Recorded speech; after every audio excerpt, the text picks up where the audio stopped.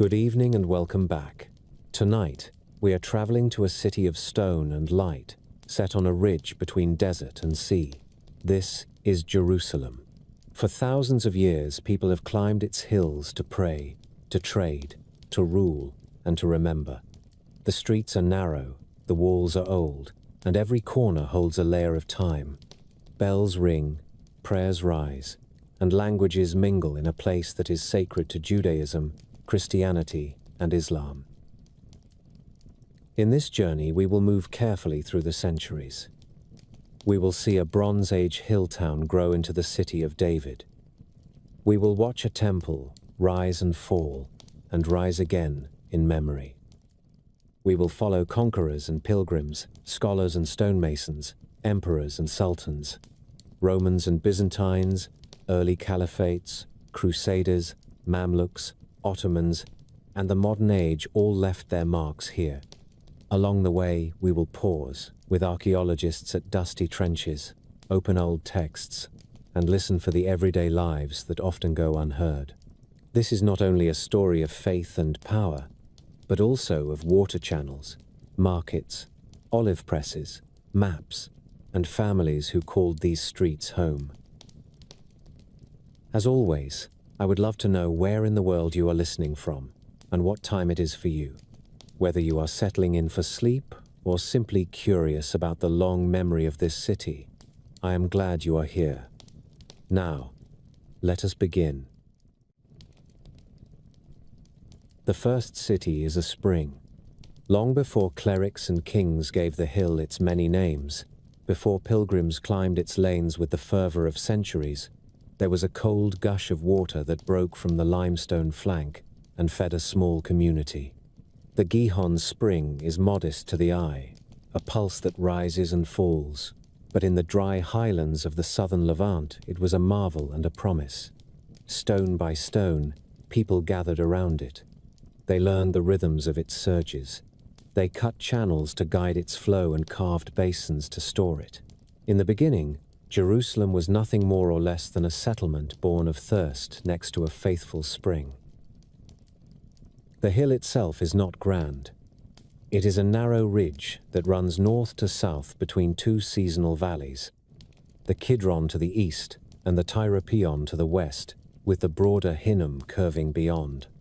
Later generations would call the ridge the City of David, but in the third millennium before the Common Era, it was only a place where families learned to build with stone and to trust the protections of height. The ridge commanded long views. On clear mornings, one could see down toward the Jordan Rift, and on certain afternoons to the pale horizon of the coastal plain. Trade paths stitched these worlds together. Caravans carried copper from the Arabah, timber from the highlands, oil and wine from terraced slopes. Geography gave the hill a role. It was not on the coast, and not in the desert. It was a hinge that offered access to both. Archaeology tells this opening story with the stubborn language of sherds and walls. The earliest traces of habitation near the Gihon belong to the age when people began to live in permanent houses and to mark off fields with low fences. By the early Bronze Age, there were households clustered on the spur above the spring. The soil was shallow. Farmers coaxed barley, wheat, and legumes from narrow plots, and kept goats that browsed the rocky slopes. In time, a fortified town emerged. Builders cut terraces into the ridge to make level platforms and stacked massive retaining walls that still impress modern visitors. On the eastern face, a monumental stepped structure rose like a stone stair pressed against the hill, a feat of labor that hints at communal organization and the ability to marshal hands over many seasons. Water shaped every decision. To live on a ridge is to court siege. In a time before aqueducts, a city that must descend into a valley to drink is a city that invites disaster. The people of the ridge invested their ingenuity into hidden ways to reach the Gihon in safety. They carved a tunnel and a vertical cavity in the bedrock, a natural shaft that later explorers would find, and they enclosed the spring with towers of cyclopean blocks. They chiseled channels that carried water to a pool on the slope so that women filling jars and boys minding animals could draw water below the skyline. The contours of this water system changed through the centuries, but its purpose never did. Protect the spring, and the town would live. By the Middle Bronze Age, the town was a walled place with a distinct identity. Its rulers had the means to collect tribute, to maintain watch over the valley paths, and to represent their community to distant powers. The Egyptians knew of it. In the early 2nd millennium, scribes in the Nile Valley compiled lists of enemy towns to be ritually cursed, and among the names is one that echoes across time: Rusalamum, Urusalim. The scholars argue over vowels and consonants, but they agree that the sound points toward Jerusalem. There is a pleasing irony in this first literary notice. The Egyptians wrote curses to sap the power of foreign cities. The very act of naming preserved the city they wished to erase. The name itself belongs to the family of West Semitic languages spoken across the hills and coasts. Its heart is the root S-L-M. In those languages, one hears in that root ideas of wholeness and well-being and peace. There is also a god in Canaanite pantheons who bears a similar sound, Shalim, a figure associated with dusk. The city may have been the place that belongs to Shalim, or the city of peace, or both at once, as ancient names often carry several meanings like stones turned in the hand. Later writers would remember a Salem ruled by Melchizedek, a priest-king who welcomed a wandering herdsman named Abram. Whether that memory is a relic of older lore, or a literary tradition that reached backward to honor a sacred hill, it offers a glimpse of how the site impressed itself on the imagination. It was a place where kingship and worship met. In the late Bronze Age, the political map of the Levant came to look like a quilt sewn by distant hands. Egypt dominated Canaan, and local rulers held their towns as vassals. Couriers moved along the roads with clay tablets wrapped in reed cases, each tablet pressed with lines of cuneiform. These are the Amarna letters, the diplomatic file of a pharaoh's court. And in them the city appears again. The ruler of Jerusalem writes to his sovereign as Abdi Hepa, or Abdi Heba, a name that suggests loyalty to a Hurrian goddess, and reminds us how varied the cultural threads were in these hills.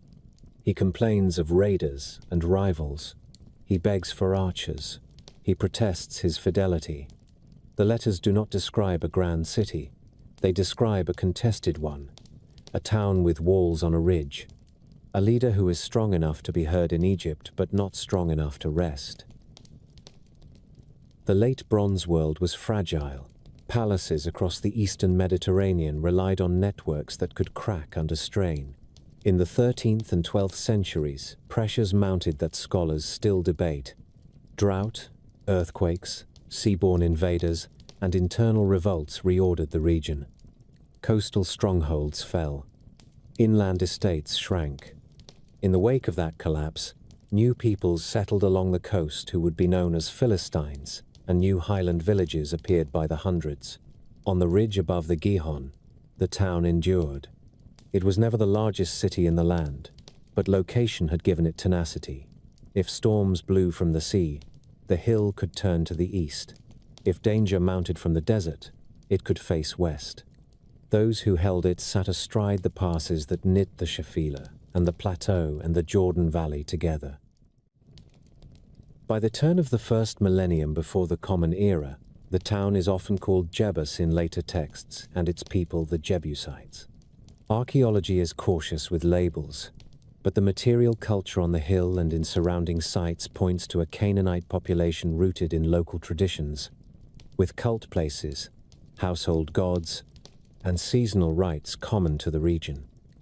The Jebusite rulers maintained strong defenses. The eastward face of the hill drops steeply to the Kidron. Walls along that edge were supported by terraces and bastions. On the crest, a citadel guarded the approach from the north. Storage jars and wine presses speak to modest prosperity. Plastered cisterns hint at a society that planned for scarcity. A small administrative quarter near the summit handled grain tallies, and controlled access to the spring steps. The town measured perhaps a dozen acres. In a time of small kingdoms, it was compact but formidable. The social fabric of the hill gathered more than one lineage. Names preserved from the correspondence of earlier ages show West Semitic and Hurrian flavors.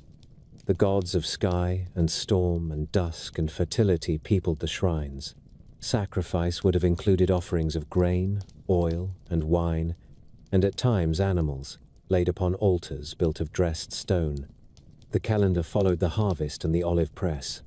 At night, the lamps on the ridge pricked the dark, and shepherd fires burned in the valleys. In spring, the terraces grew bright with barley, and in late summer, the figs hung heavy.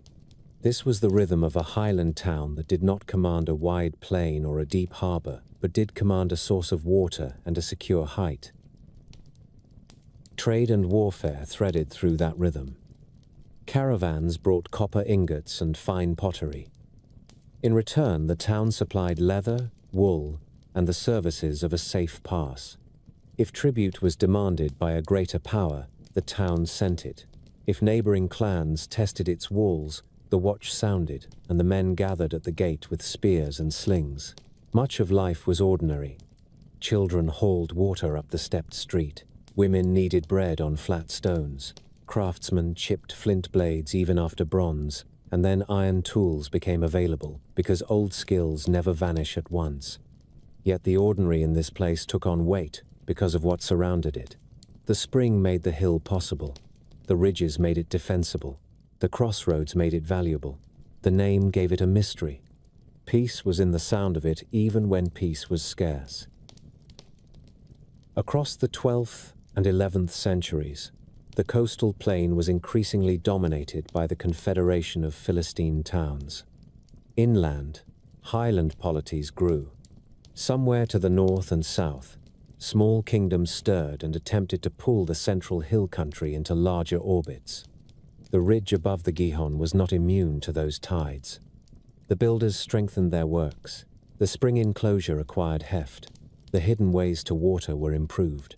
A vulnerable town that lacked an assured source would fail during a siege that lasted weeks. A town with a protected spring could defy an enemy for months.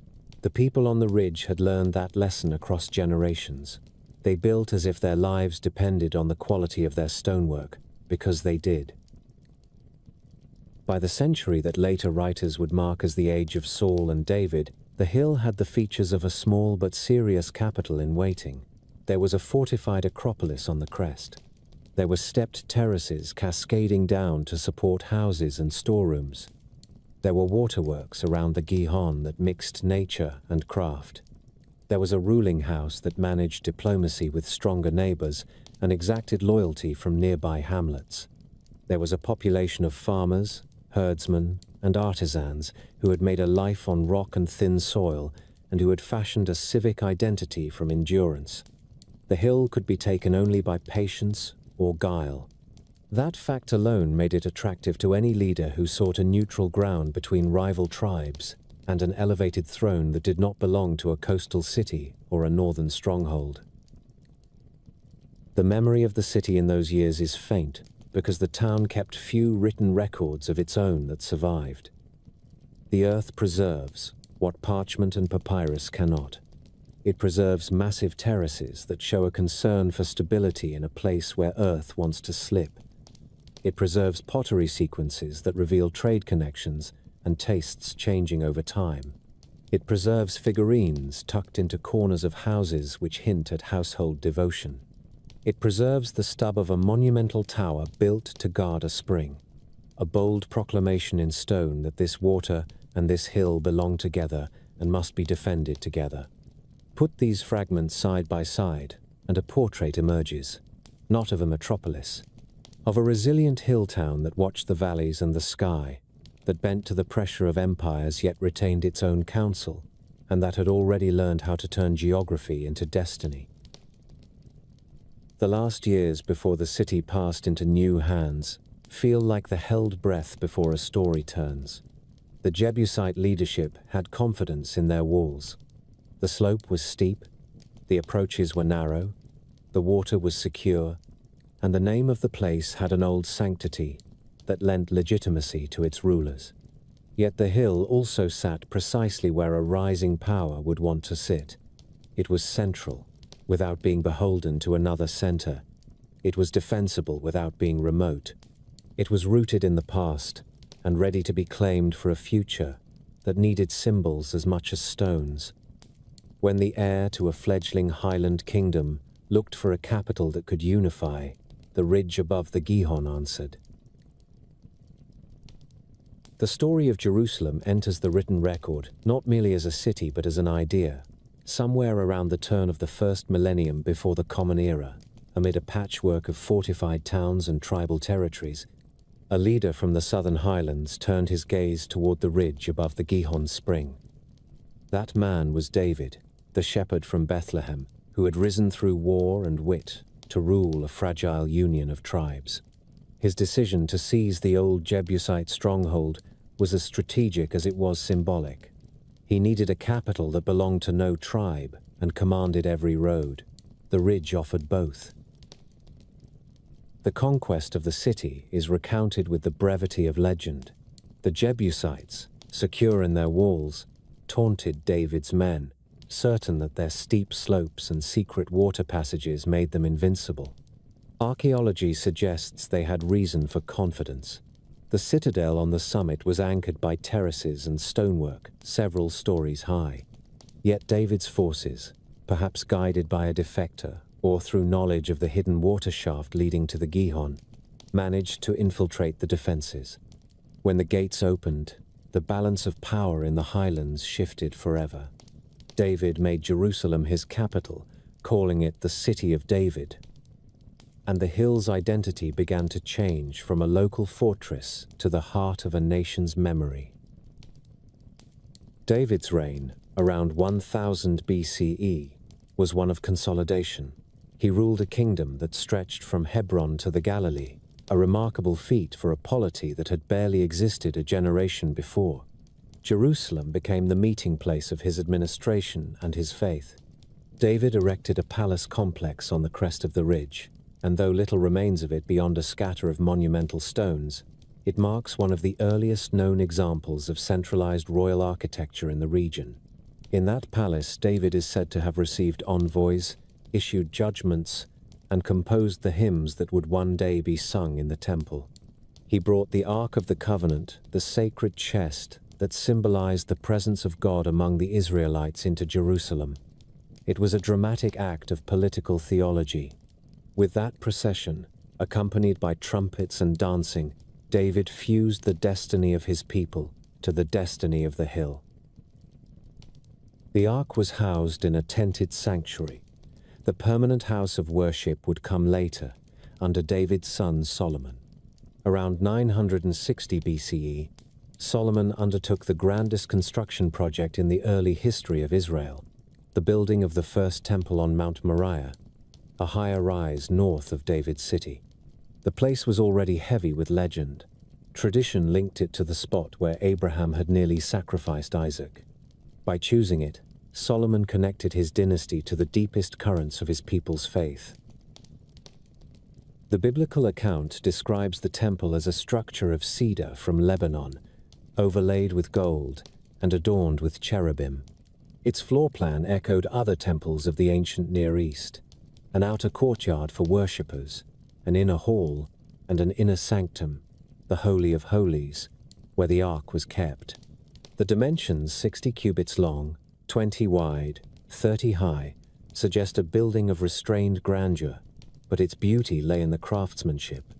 Artisans from Phoenicia, renowned for their metalwork and carpentry, joined with Israelite builders to complete it in 7 years. The dedication of the temple transformed Jerusalem into a center of pilgrimage. Priests in linen robes offered sacrifices on bronze altars, and incense curled toward the ceiling as musicians played harps and cymbals. For the first time in its long life, the hill above the Gihon was more than a fortress or a trading post. It was a spiritual axis. Solomon's court drew merchants, emissaries, and scholars. Trade flourished through alliances with Phoenicia and Egypt. The city's population swelled, spreading onto the neighboring hills. Houses of dressed limestone rose beside narrow lanes paved with flagstones that still show traces of ancient wheels. Jerusalem was no longer a local power, but a capital in the orbit of empires. When Solomon died, the unity he had inherited unraveled. The northern tribes broke away to form the Kingdom of Israel, leaving Jerusalem as the capital of the smaller southern kingdom of Judah. The split was more than political. It set two competing visions of identity in motion, one rooted in the northern heartland of Samaria, the other anchored in Jerusalem and the Temple. The kings who followed Solomon ruled a city that had both prestige and vulnerability. Surrounded by stronger empires, Egypt to the southwest, Assyria and later Babylon to the east, the kingdom survived by diplomacy, tribute, and the enduring belief that its temple was a guarantee of divine protection. In the 8th century BCE, Jerusalem faced its first existential test. The Assyrian Empire, under kings Tiglath-Pileser III and Sennacherib, swept across the Levant. In 701 BCE, Sennacherib's armies laid siege to Judah.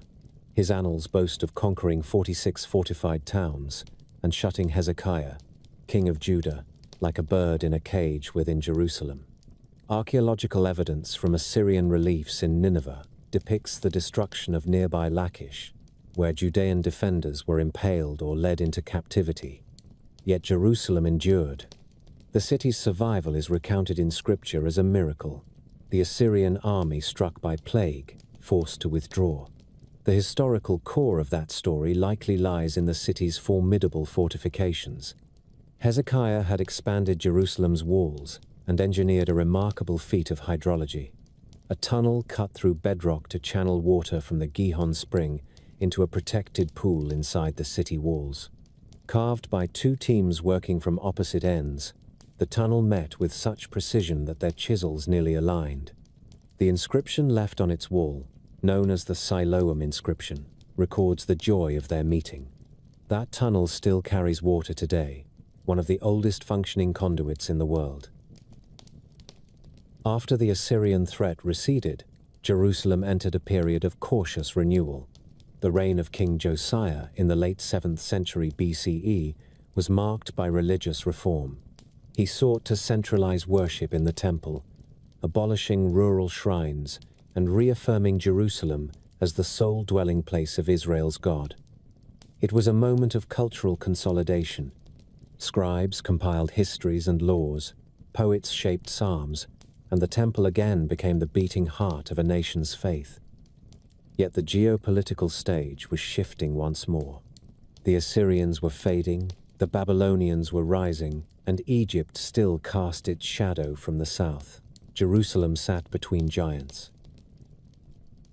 In 597 BCE, the Babylonian king Nebuchadnezzar II marched westward. Jerusalem fell after a brief siege, and its young king Jehoiachin was taken to Babylon along with the city's elite. The Babylonians installed a puppet ruler, but rebellion soon followed.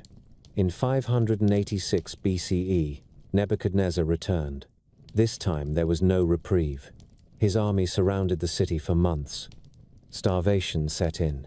The walls were breached, the palace and temple burned, and the treasures of Solomon's sanctuary, golden vessels, bronze pillars, the great lampstands were carried off to Babylon.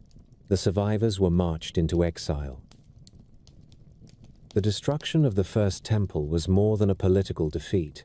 It was a theological catastrophe. The people who believed their city was invincible because of divine favor now faced the ruins of both their sanctuary and their certainty. Jerusalem was left a smoking shell of its former splendor. The hill of Zion became a desolation, and those who survived remembered the flames in lamentations that would echo for millennia. Yet even in exile, the idea of Jerusalem endured. The city that had once been a Jebusite stronghold and then a royal capital had become something larger, a symbol of covenant and loss, of promise and return. From its earliest days, Jerusalem had lived in cycles of building and destruction, of faith and doubt. The Babylonian conquest closed one age but ensured the next. Those who sat by the rivers of Babylon and wept for Zion carried with them not only grief but an unbroken memory of the hill above the Gihon, the temple that had once crowned it, and the hope that they or their descendants would walk its streets again. When Jerusalem burned beneath the Babylonian torches in 586 BCE, the smoke that rose from its ruins carried away more than a city. It carried a people's certainty that their God dwelt among them. Yet from that desolation came one of the most enduring human stories of survival, remembrance, and renewal. The exile in Babylon did not extinguish the idea of Jerusalem. It refined it. The exiles who sat by the rivers of Babylon were educated, organized, and capable. They brought with them songs, laws, and the conviction that their destruction had moral meaning. In time, those convictions would become scripture. When the Babylonian Empire fell to the armies of Cyrus the Great in 539 BCE, a vast shift in the Near Eastern world began. The Persian conqueror was a pragmatic ruler, and unlike the Babylonians, he built his empire on tolerance. The following year, he issued an edict that changed the fate of Jerusalem. The Jews could return to their homeland and rebuild their temple. It was a rare gesture in imperial history, an act of diplomacy as much as benevolence, and it made Cyrus a revered figure in Jewish memory, even honored in scripture as the Lord's anointed. The first returning groups came from the exiled community in Babylon. They arrived to find a ghost city. The walls lay broken, the fields were neglected, and the Temple Mount was a heap of rubble.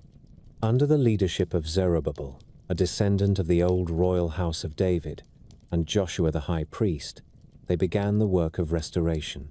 They were few in number and short on resources, but they brought a clear mission: to rebuild the house of God. By 516 BCE, after years of struggle and interruption, the Second Temple was completed. The celebration marked the end of one age and the beginning of another.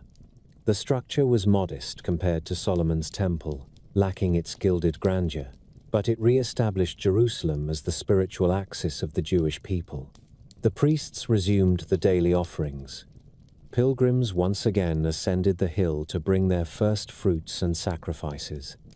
The city, though diminished, had regained its soul.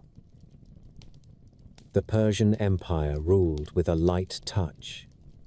Jerusalem and its surrounding territory became the province of Yehud, governed by local elders under the watchful eye of Persian satraps.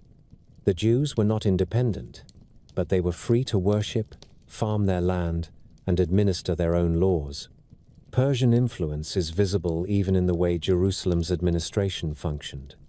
Aramaic, the imperial language, became the lingua franca, and Persian-style seal impressions found in excavations show that Judean officials had adopted the bureaucracy of empire.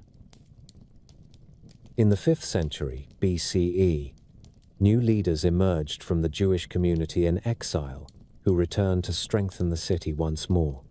Among them were Ezra, a scribe and scholar devoted to the law, and Nehemiah, a royal cupbearer who secured permission from the Persian king Artaxerxes to rebuild Jerusalem's walls. Nehemiah's memoirs, preserved in the Hebrew Bible, give a rare first-person view of ancient governance. He describes inspecting the ruined walls by night, rallying the workers, and posting armed guards to repel enemies who mocked the project. Within 52 days, the walls rose again. The sound of trumpets announced the rededication of the city, and Ezra read aloud from the Torah before a crowd that wept and cheered in equal measure. Life in Persian period Jerusalem was simple but stable. The city remained small, clustered around the Temple Mount and the rebuilt citadel. Houses were stone and plaster, the streets narrow. Craftsmen produced pottery and tools for local markets. Pilgrims visited during festivals, filling the city with voices from across the Judean hills. Priestly families organized the temple services in regular rotations. ensuring a continuous rhythm of worship that would persist for centuries. Jerusalem was no longer a royal capital. It was now a holy city, a city defined by faith rather than power.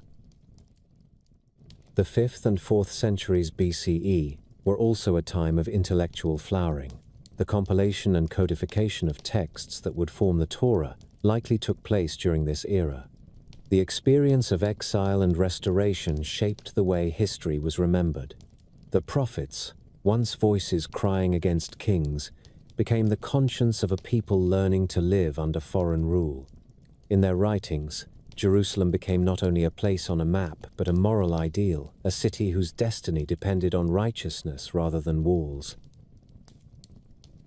The Persian Empire itself stretched from the Indus to the Aegean, a world of many peoples bound together by roads, postal stations, and royal decrees. Along those same routes flowed ideas, coins, and trade goods. The highways of empire made Jerusalem part of a wider world. Travelers brought news of distant lands, and caravans from Arabia and Phoenicia passed near its gates. The city's priests and scribes were not isolated provincials. They were heirs to one of the most cosmopolitan political systems of the ancient world. By the late 4th century BCE, however, a new power loomed in the west. In 332 BCE, Alexander the Great swept through the Levant on his campaign to conquer Persia. According to later accounts, he approached Jerusalem, was received by the high priest, and paid homage to the city's god before continuing south toward Egypt.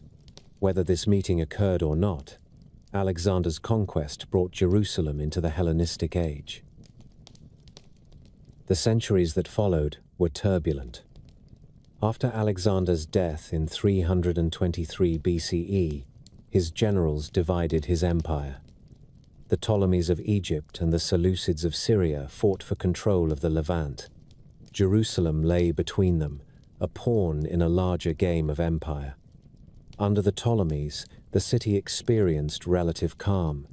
Greek culture spread through trade and administration, though the priestly order maintained its authority in religious matters. Greek coins and inscriptions began to appear, and some Judeans adopted Greek names or studied Greek learning.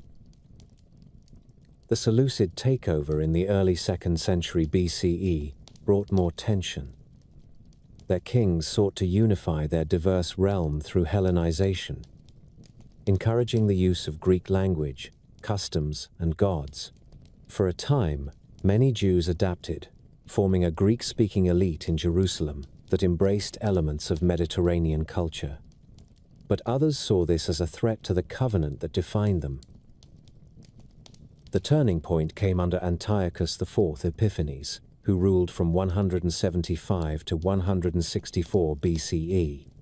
When internal disputes over the high priesthood spilled into violence, Antiochus intervened. In 167 BCE, he banned Jewish religious practices, plundered the temple treasury, and erected an altar to Zeus within the sanctuary.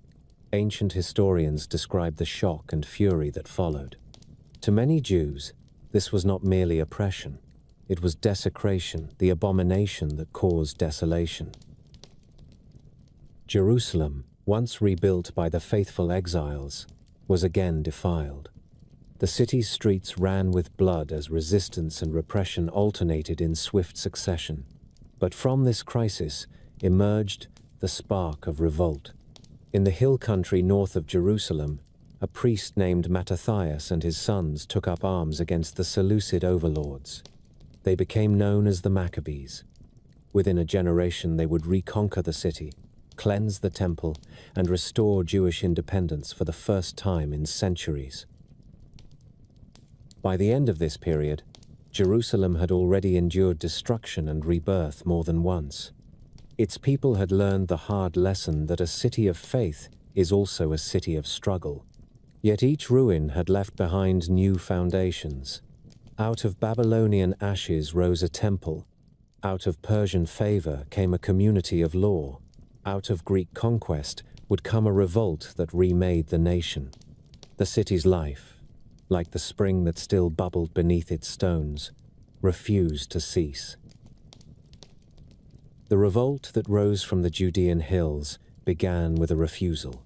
In the market town of Modin, a priest named Mattathias struck down a royal officer rather than bow to a decree that outlawed the ancestral law.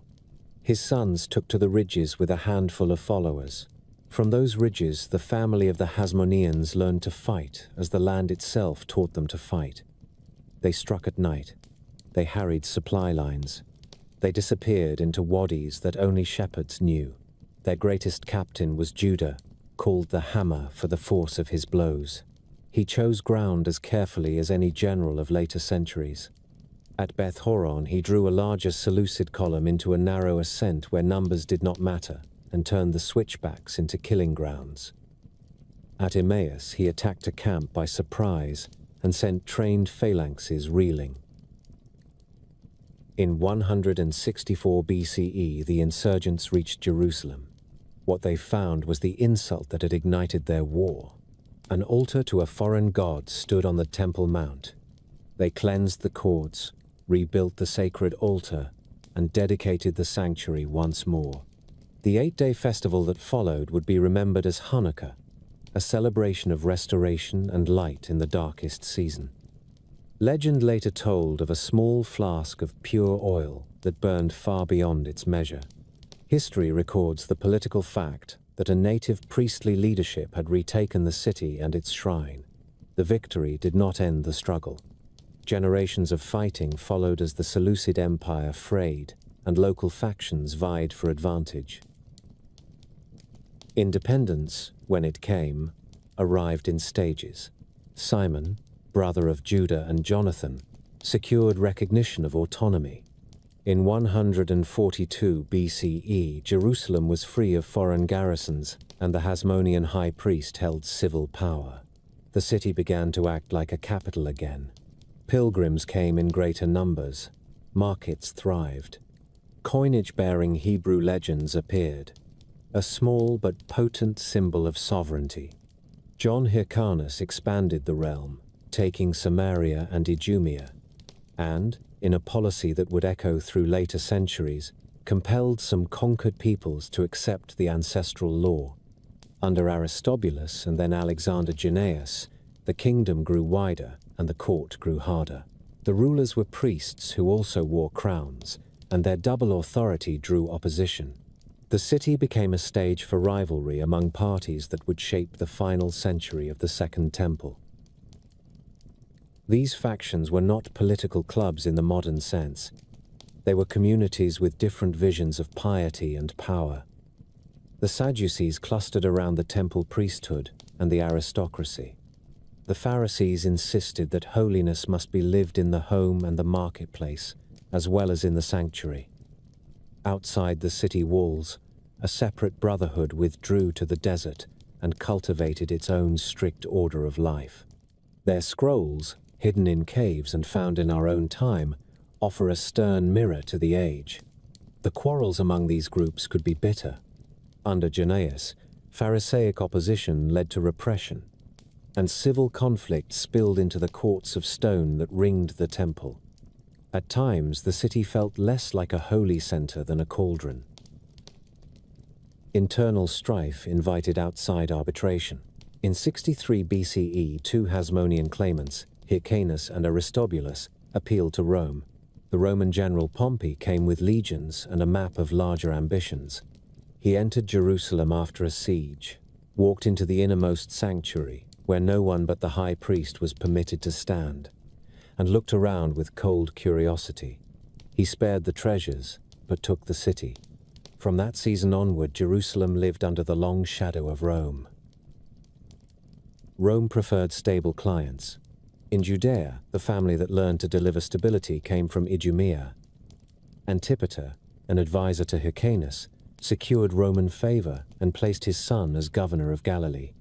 That son was Herod. In 40 BCE, the Roman Senate named him King of the Jews, an appointment made in marble halls far from the temple courts. Herod spent 3 years taking the title by force. In 37 BCE, his troops stormed Jerusalem. The blood price was heavy. He executed rivals, married into the Hasmonean line, and then destroyed the very wife whose pedigree had helped legitimize him. The palace intrigues of his reign read like a tragedy. Yet with the cruelty came genius for construction that changed the city forever. Herod understood that monumentality is a language. He spoke it with stone. His renovation of the temple complex was audacious in scope and execution. He did not simply refurbish the sanctuary.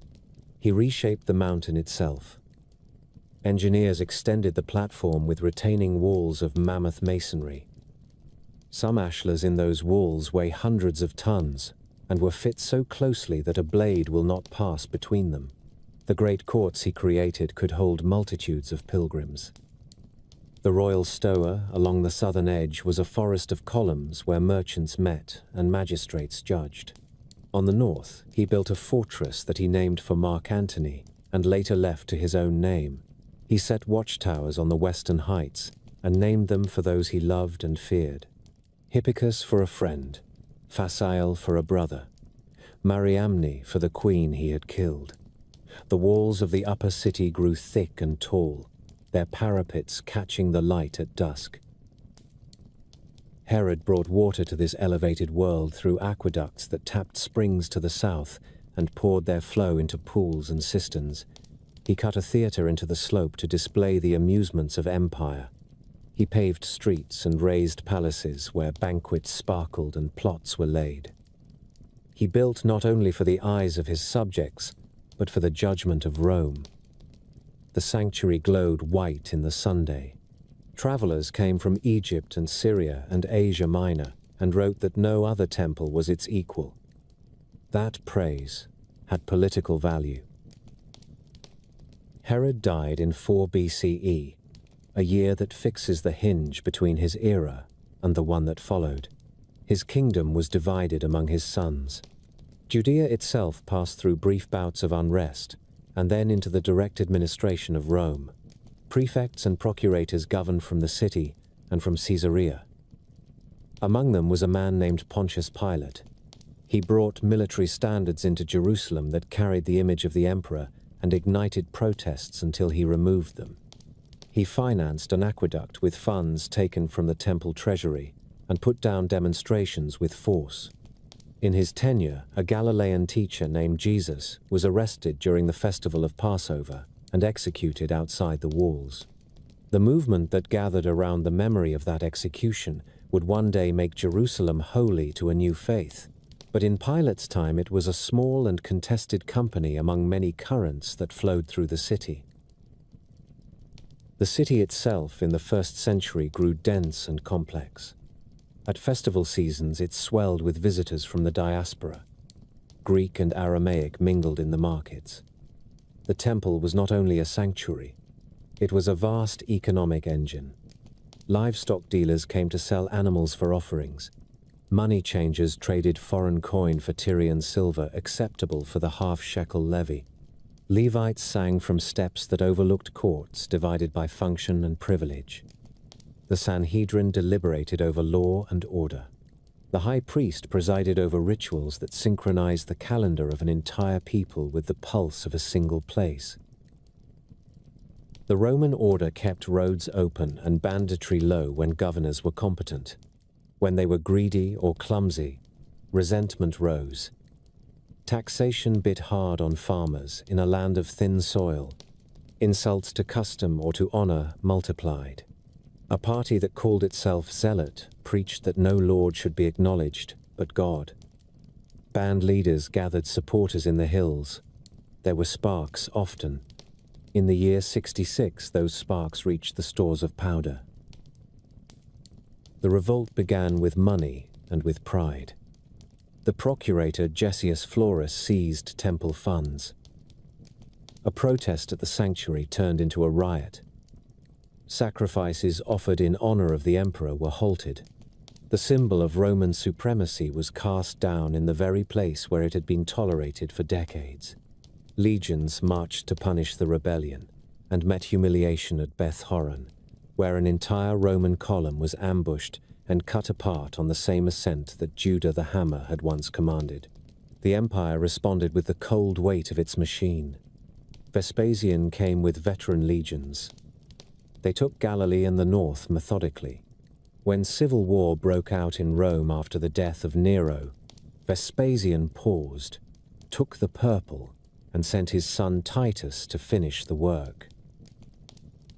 Jerusalem in the year 70 was a city fortified by nature and by Herod and by generations of caution. 3 rings of walls guarded the north where the approach was easiest. But the most fatal weakness was within. Factions ruled different quarters. John of Gishala held the temple courts. Simon Bar Giora controlled much of the upper city. A third group commanded the inner sanctuary. They fought each other while the Romans dug trenches and raised ramparts. Granaries within the walls were burned by zeal and by suspicion. Food that might have fed the city through a long siege went up as smoke. Hunger entered the lanes. The sound that carried at night was the sound of mothers keening. The siege engines crept forward. Battering rams boomed against stone. Earthen ramps rose like unnatural hills. The first wall fell, then the second. The defenders battled from roof to roof and in the shadow of porticos. In the heat of August, the temple courts became a battlefield. Flames leapt from the colonnades. The sanctuary caught. Whether by accident or by design remains a subject of argument that cannot heal the loss. The fire consumed cedar and gold. The marble cracked in the heat. The inner places that few had seen were turned into glare. When the legionaries worked their way to the heart of the city, they killed until they tired of killing, and then sold what remained. The treasures of the sanctuary were marched to Rome to be shown in a triumph. The menorah is carved forever on an arch that still stands beside the Forum. When it ended, the ridge that had once guarded the Gihon was a waste. The upper city lay flattened. The great courts were black with ash. Survivors were driven into slavery or scattered. A final redoubt held out a little longer in the desert above the Dead Sea, and then fell. The war minted its own coins, proud and stark, which were buried in jars beneath floors. The empire minted its answer. A woman in mourning sits beneath a palm on the Roman coin that reads Judea captured. The destruction of the Second Temple was a break in time.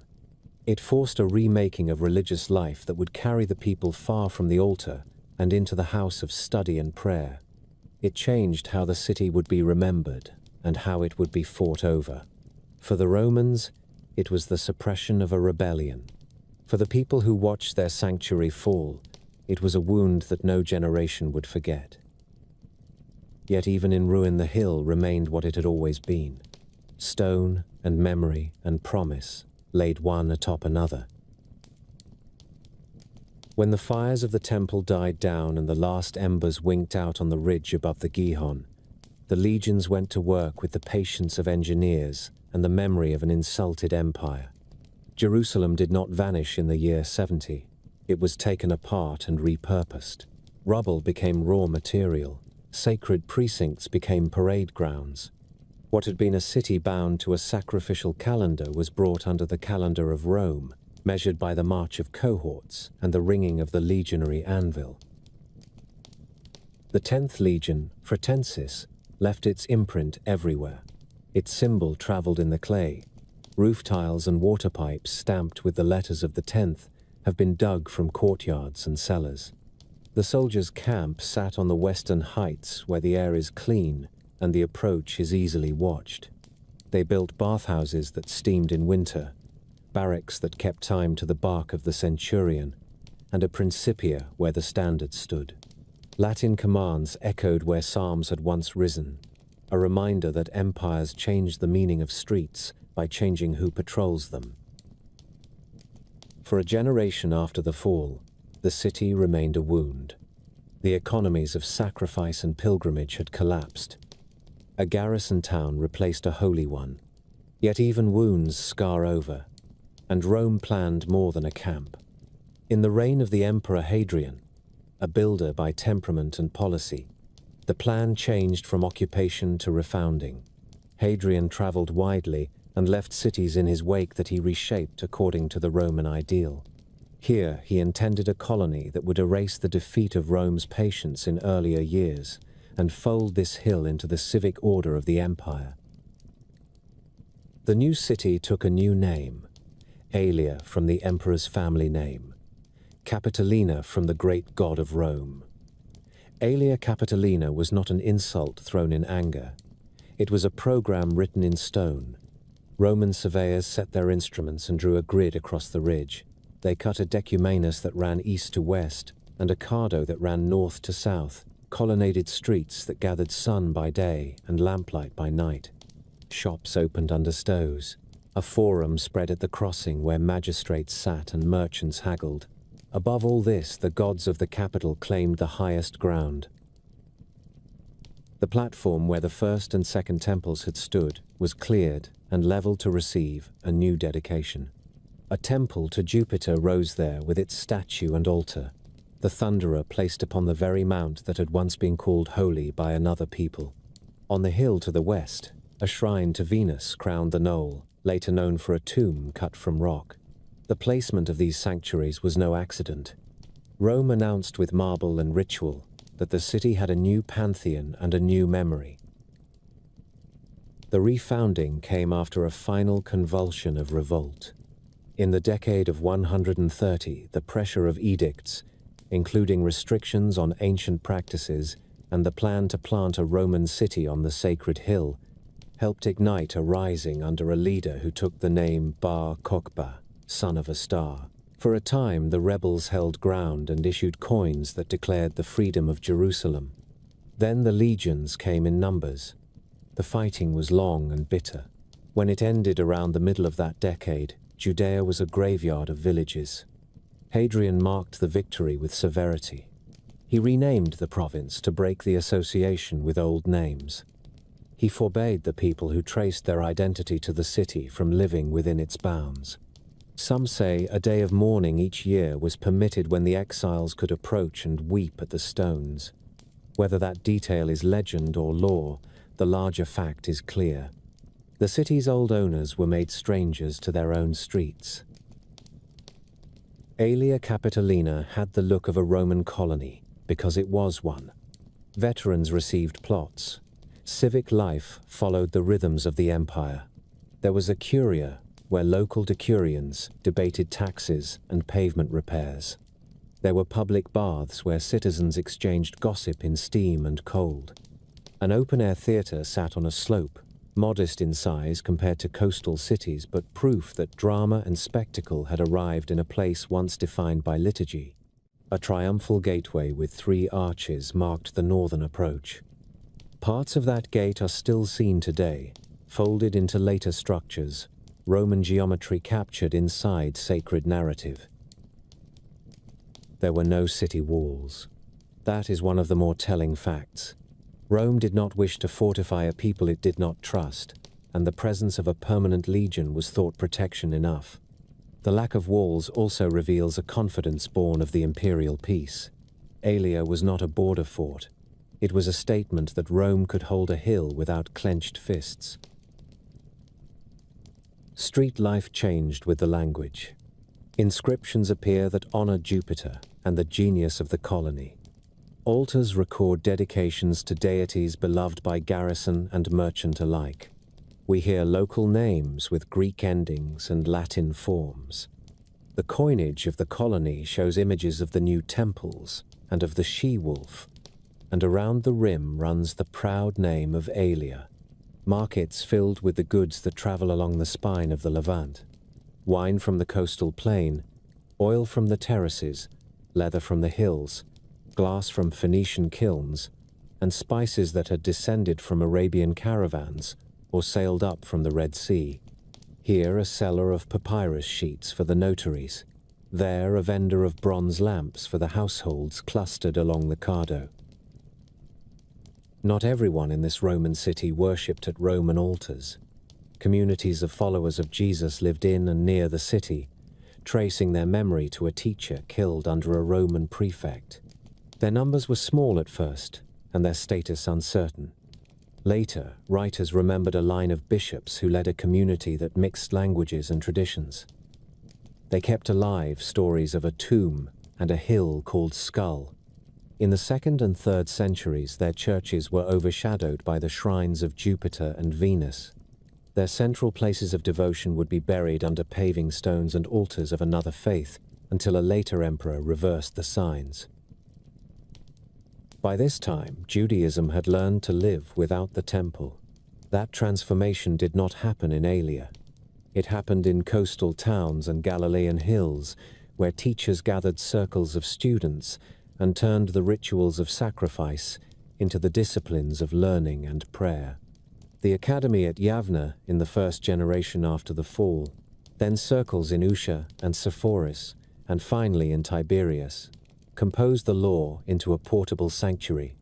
The Mishnah would be sealed around the year 200, its ordered voices speaking of fields and contracts and festivals, a city of thought built when the physical city was closed to its authors.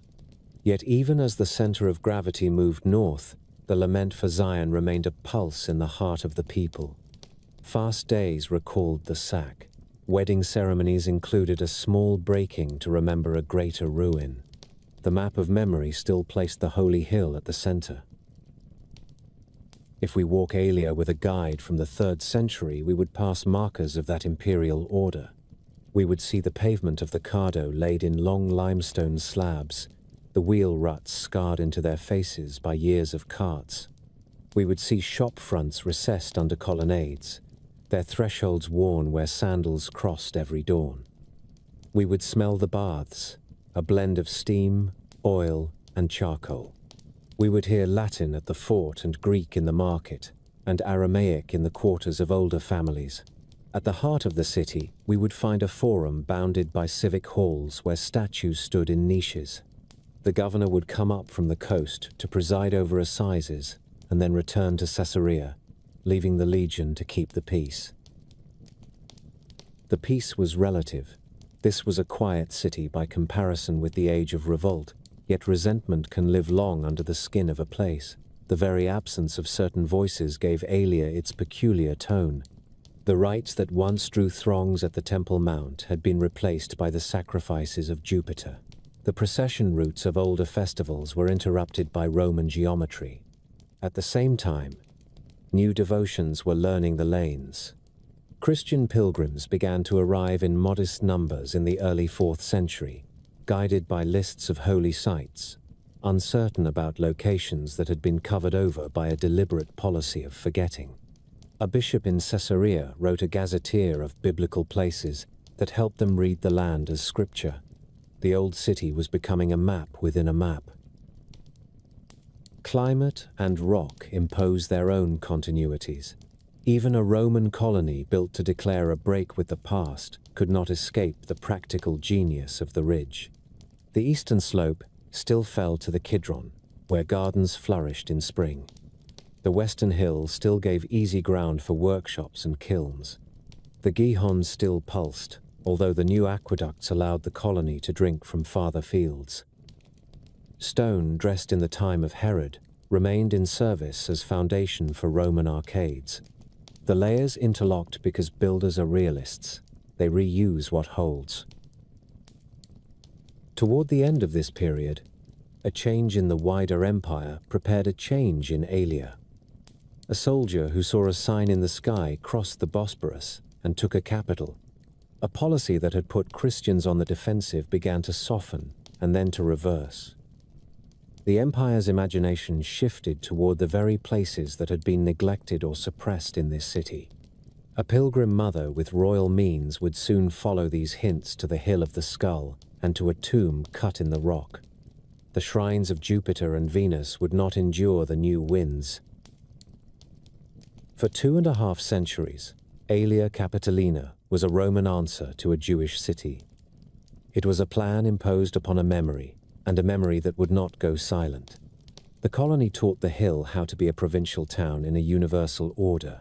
It taught the empire that even a provincial town can change the empire by the persistence of its stories. The stones of Aelia are still underfoot, and its streets still shape how people move from gate to gate. What changed was the meaning of those streets when a new imperial faith came to claim the city not by conquest, but by commemoration. The change began with an emperor who saw a sign in the sky and decided that the future of Rome would be written with the language of the cross. When Constantine prevailed and then made peace with the followers of Jesus, the imagination of the empire turned toward the places where that story had unfolded. Above all, it turned toward the ridge of quarries and gardens where a Roman colony had erased older memories. The colony would keep its stones. The meaning of those stones would be remade. Constantine acted like a builder and a pilgrim. He sent architects and bishops. He sent his mother. Helena arrived in the 3rd decade of the 4th century, with imperial authority and a personal fervor honed by age. Tradition says she questioned elders and studied the ground where Roman altars stood. Where Hadrian had planted a shrine to Venus on a rocky rise, Helena ordered excavations that revealed a cut tomb. Over that place, Constantine raised a complex of churches unlike anything the city had seen. On one side, a broad basilica for assembly. Beyond it, an open court. At the far end, a circular hall, the Anastasis, built to embrace the tomb itself beneath a great dome. When the complex was dedicated in the year that marked the 30th anniversary of Constantine's reign, the city gained its new heart. Annual feasts called the Enchenia celebrated that consecration. Pilgrims now had a destination that turned faith into topography. The new Christian city was not only a sanctuary, it was a school. A gifted pastor named Cyril taught catechumens in the mid-4th century and left lectures that still carry the cadence of Jerusalem's liturgical year. He walked his students through the rites that would be performed in those courts and then explained the sights that ringed the city. His words paired scripture with streets. Travel accounts followed. A pilgrim from Bordeaux around the year 333 left a terse itinerary that mapped roads and milestones like a Roman surveyor, newly awakened to sacred geography. A generation later, a woman from the far west, known to us as Egeria, wrote home about Holy Week in the city. She described processions that moved from the Mount of Olives down into the Kidron, then up to the complex that guarded the empty tomb, then out again at dawn. She saw an entire city become a stage where scripture was enacted with lamps and psalms and olive branches. Constantine's builders did not stop with one hill. On the Mount of Olives, they raised a church at the cave, remembered as the place of teaching. They crowned the summit with a round courtyard open to the sky so that worshippers could look upward when they commemorated the ascent of Christ. In Gethsemane, they built a basilica near ancient olive trees. To the south, the Pool of Siloam was given porticos again for the use of pilgrims. New waterworks strengthened the city's supply. Old streets were repaired. The Cardo, that north-south avenue of colonnades, began to draw the life of the city toward the Christian quarter. Power and piety intertwined. In the year 451, the Council of Chalcedon recognized Jerusalem as a patriarchate, placing its bishop among the senior prelates of the Christian world. That status made the city a magnet for monks, scholars, and patrons. Empress Eudocia, a learned woman who loved Homer and the prophets, settled in Jerusalem for a season in the 5th century. She sponsored churches, improved streets, and is credited by later sources with the rebuilding of the city walls, a visible sign that Aelia's unwalled confidence had given way to a need for protection and dignity. With her largesse and the steady support of Eastern emperors, monasteries multiplied in and around the city. The desert that dips away from the Mount of Olives toward the Dead Sea filled with Lauras and Conobia where men sought silence and rule. Two names still dominate that monastic landscape. Theodosius founded a great monastery east of Bethlehem that became a hospice for pilgrims from every province. Sabas, the stern master of the Kidron Cliffs, built a Laura whose stacked cells still cling to the canyon wall like swallows' nests. At night, the lamps of Mar Saba looked like a caravan moving along the rock. These houses of prayer gave Jerusalem a new economic base. They farmed, copied books, received gifts from far patrons, and sent learned men into the city to argue doctrine in the halls of bishops and in the porticos of the great church. The Christian city did not fully escape the imperial habit of exclusion. Jews had been barred from living within the colony after the revolt of the 2nd century, and that general ban continued, though there were periods when the rule softened. Some sources speak of a single day when Jews were permitted to approach the ruins to mourn, a ritual of memory that cut deep channels in the imagination. Briefly, during the reign of Julian in the early 360s, imperial favor tilted in a different direction. Julian, who admired the classical gods and sought to negate his cousin's Christian legacy, invited the Jewish community to rebuild the temple. Workmen began to clear the platform. Reports from the time tell of tremors and blasts of fire that halted the attempt. Whether seismic or symbolic, the project ended as quickly as it began. With Julian's death, the old restrictions returned and Jerusalem resumed its Christian course. That course left marks that archaeologists can still read. The pavements of the Cardo from the 6th century are scarred with wheel ruts. Capitals reused from earlier buildings perch above new shafts.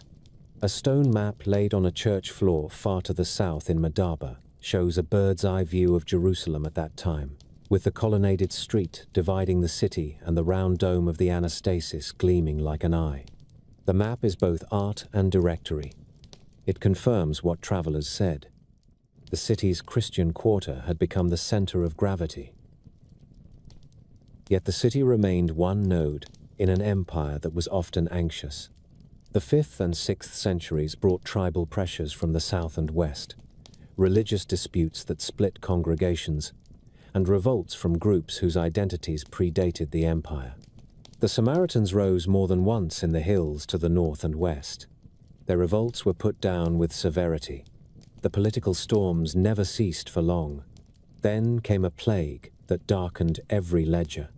In the year 541, the first wave of the great pandemic reached the Near East. The plague of Justinian carried off thousands. It left empty beds in monasteries and silent workshops in the city. Graves sprouted on the slopes beyond the walls. The empire fought on. Justinian sent engineers and money, even in these hard years. He ordered a new church on the southern heights, the Near of the Mother of God, a basilica so large and richly appointed that it anchored the end of the Cardo like a palace of worship. Procopius, who recorded the building program of his emperor, took pride in the Near and in the roads and hospices that tied Jerusalem to the wider world. Dispute over doctrine continued to roil the city. Monophysite and Chalcedonian factions filled the chronicles with sermons and intrigues. Bishops were sent into exile and then recalled. The chalices were never without wine, and yet the dinner guests changed. Through it all, the daily life of pilgrimage endured. Sellers of oil, lamps etched with crosses, made a good living. Innkeepers learned to greet Latin and Syriac and Coptic pilgrims with the same practiced bow. Processions for Palm Sunday and the Easter Vigil continued year after year. The rhythm of the liturgy stitched time together even when politics frayed it.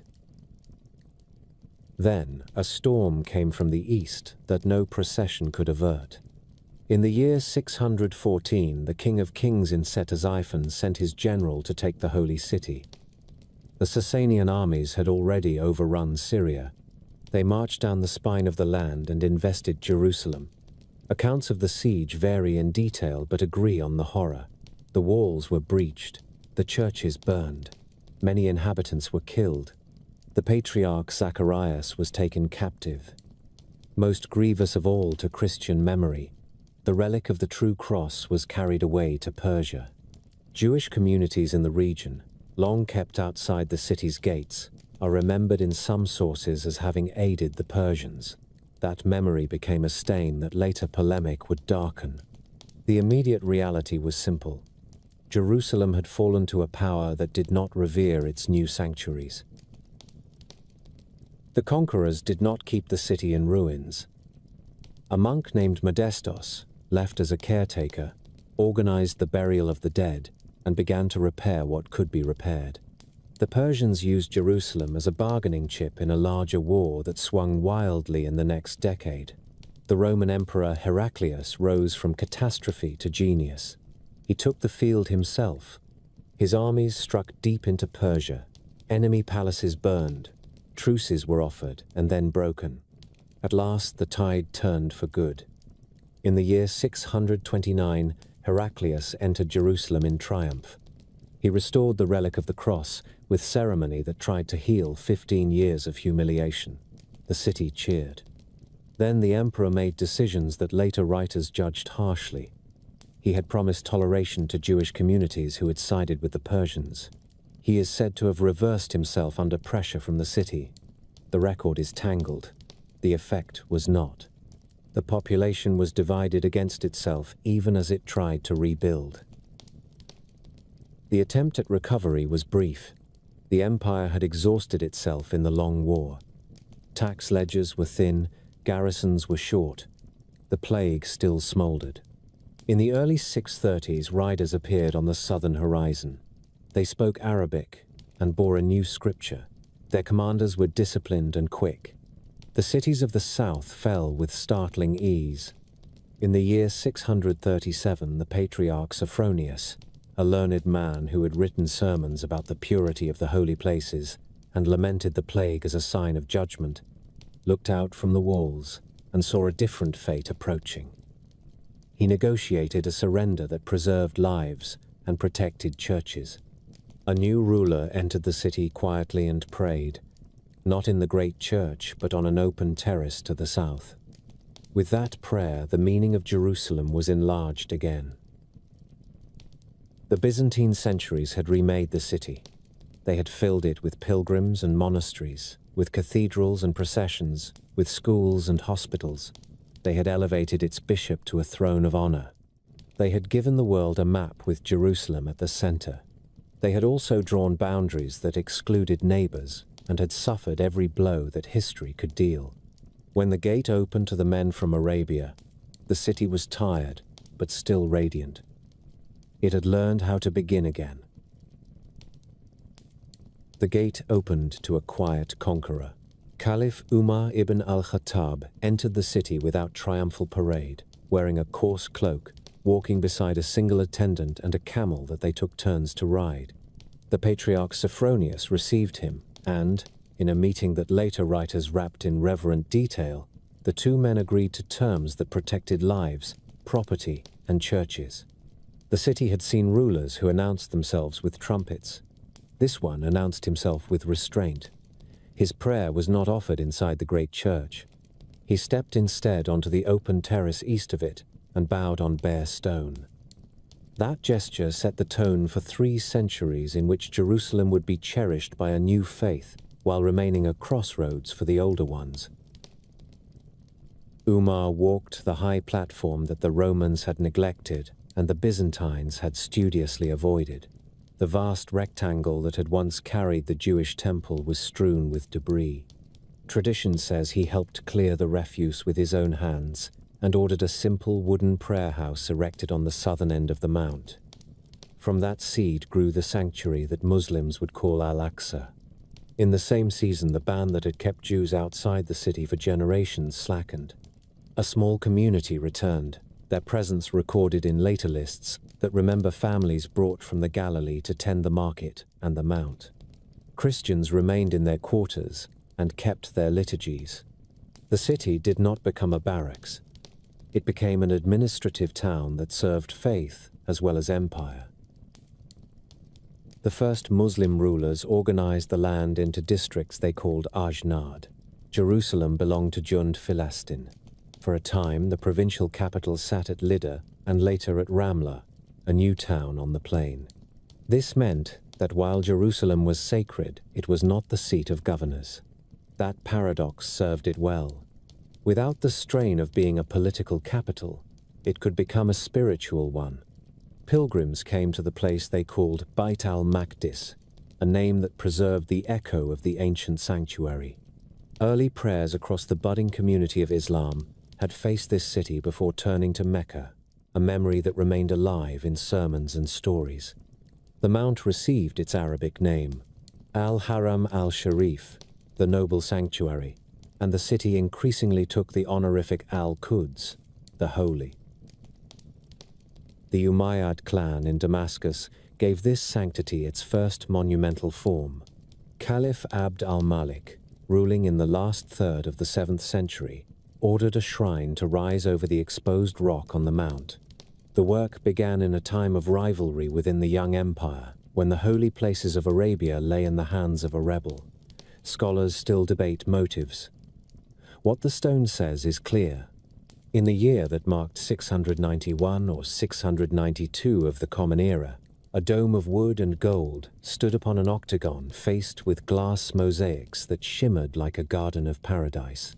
Inside, long bands of inscription proclaimed the oneness of God and honored Jesus as a prophet, while rejecting imperial theology that had filled the city's churches for 3 centuries. The Dome of the Rock was not a mosque for congregational prayer. It was a proclamation in architecture, the oldest large Islamic monument to endure, a statement that the God of Abraham still ruled from this height. Abd al-Malik's son al-Walid continued the project and replaced Umar's wooden prayer house with a vast congregational mosque along the southern edge of the platform. Al-Aqsa gathered the faithful on Fridays and during the nights of Ramadan.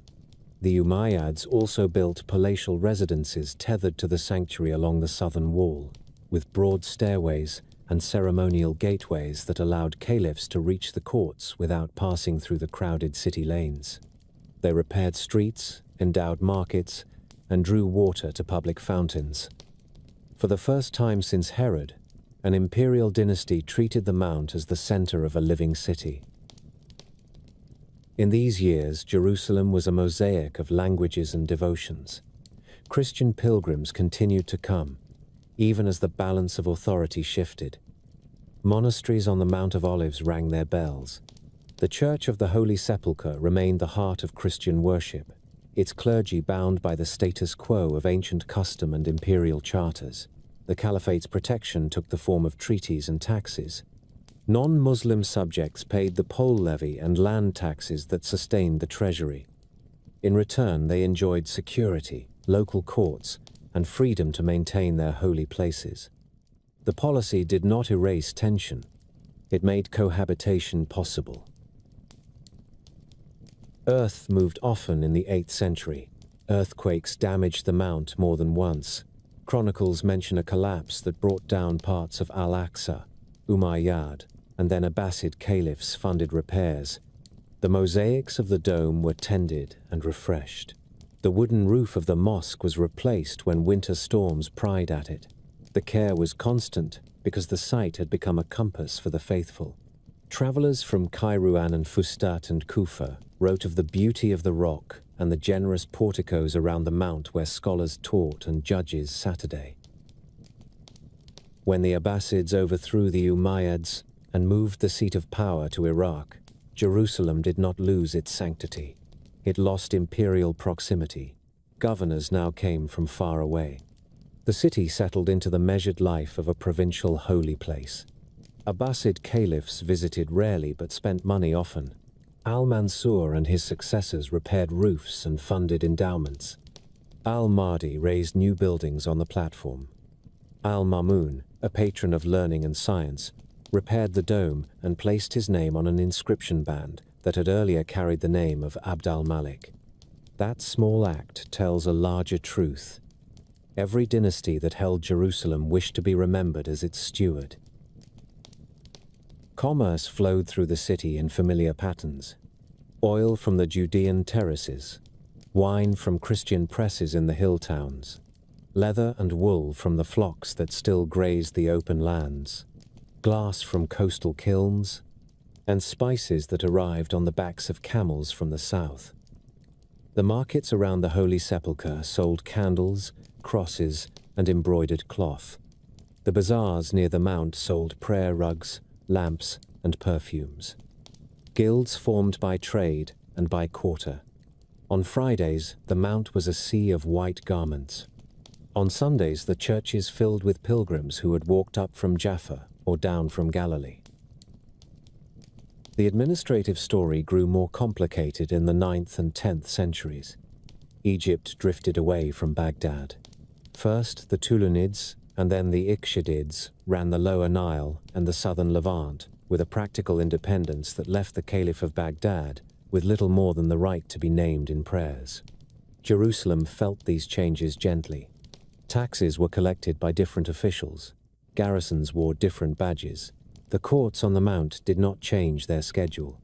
The muezzin still raised the call from the southern edge of the sanctuary, and the church bells kept their hours. Writers of the age left portraits that make the city vivid. The geographer Ibn al-Faqih praised its markets and its olives. The traveler Ibn Rusta counted its gates and described its water. The most eloquent witness came in the person of a Jerusalemite himself.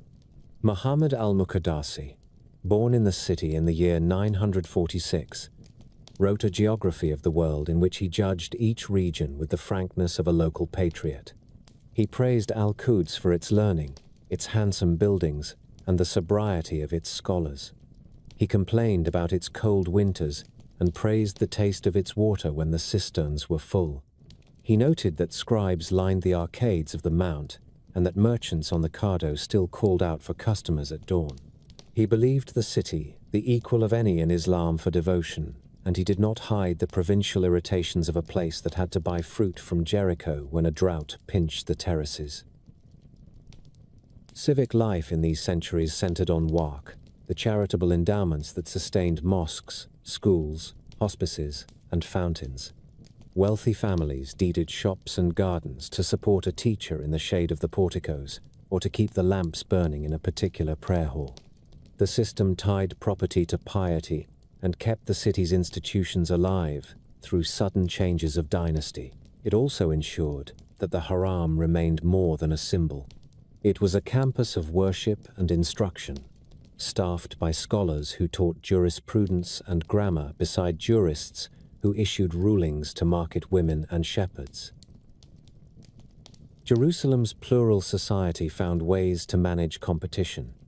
The keys to the great church remained in Christian hands, but the governor often mediated disputes among rival denominations, and sometimes a Muslim family was entrusted with the custody of the church doors to prevent quarrels from turning to blows at dawn. On the Mount, stewards enforced order among scholars and preachers so that one school did not drown another in the sound of disputation. During the great festivals of the Christian year, the authorities increased patrols to prevent theft or insult. During Ramadan, Christian shopkeepers decorated their stalls to welcome Muslim customers after the fast. Even in calm years, the city was never far from the larger movements of wealth and war. A caravan that carried pilgrims north to Damascus could carry an army south with equal ease. Bandits learned to avoid the main roads when garrisons were strong and to test them when rulers changed. In this period, Jerusalem's walls, rebuilt in earlier centuries, stood as a visible assurance that law had not failed. The city was not a fortress to be feared. It was a threshold to be kept. The 10th century brought both prosperity and warning signs. The flow of pilgrims from all three faiths remained steady. Repairs and decorations on the Mount continued. Scholars wrote proudly of the beauty of the dome and of the marbled mihrabs within Al-Aqsa. At the same time, the authority of the Ikhshidids weakened as rival armies cast their ambitions toward Egypt.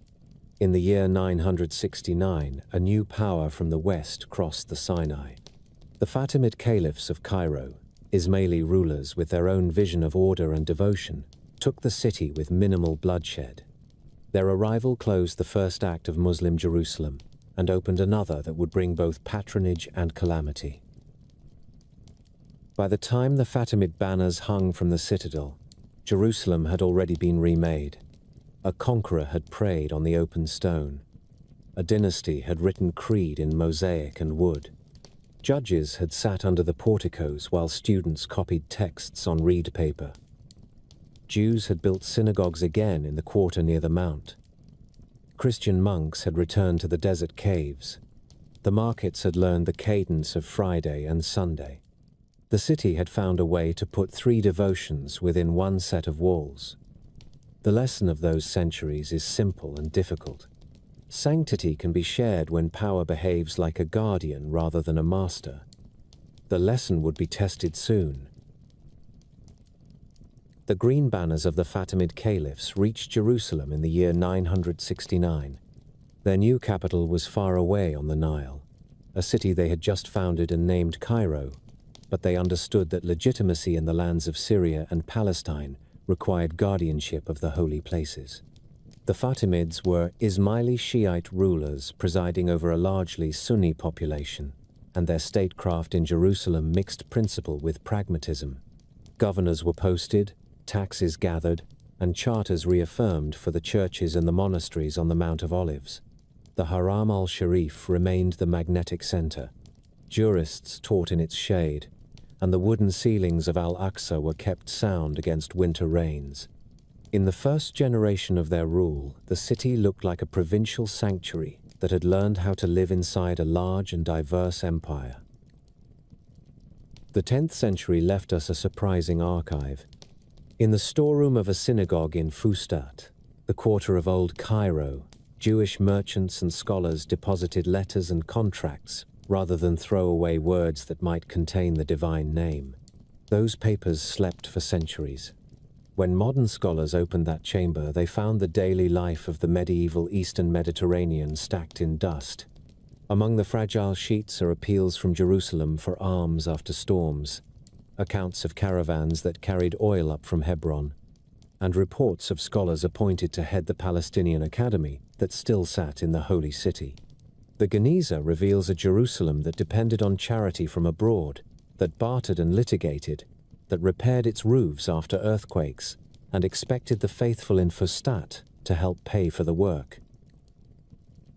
Even in stable years, the ground itself demanded attention. Earth tremors came with the seasons of memory in Jerusalem. In the year 1033, a severe quake broke walls and toppled arcades. Chroniclers speak of damage to Al-Aqsa and to the Holy Sepulchre. Craftsmen set to work with timber and stone. The Fatimid Chancery issued writs to release funds and remit taxes, small mercies that kept shops open while masons reset capitals. Another hard jolt came later in the century, and the pattern repeated. Nature forced cooperation among custodians, who spent other days arguing over keys and processions. Relations among faiths in the city turned on the character of men who ruled in Cairo. The most famous of those rulers was Al-Hakim bi-Amr Allah, a sovereign whose policies ranged from austere piety to startling severity. In 1009, he ordered the destruction of churches across his dominion. The command reached Jerusalem, and the great complex that sheltered the tomb of Christ was razed to its foundations. The world of Latin Christendom learned of the ruin through pilgrims and envoys, and the shock carried all the way to the courts of Germany and France. In Jerusalem, the stonecutters kept their tools. After Al-Hakim's death, his son Al-Zahir reached an accommodation with Byzantium. By the time of Constantine Monomachos, the emperor in Constantinople, an agreement allowed rebuilding to begin. In 1048, a new church rose over the sacred site, smaller than the sprawling Constantinian precinct but finely made. A compact basilica gathered over the rotunda of the tomb. The Latin West would inherit that church, buttress it, and ring it with cloisters decades later. The first stones were Fatimid-era stones, laid under a treaty between rivals who understood that Jerusalem's prestige was a currency of its own. The city never belonged only to clerics. Amalfitan merchants maintained hostels for their countrymen, and by mid-century, an infirmary and hospice near the Holy Sepulchre served sick and poor pilgrims.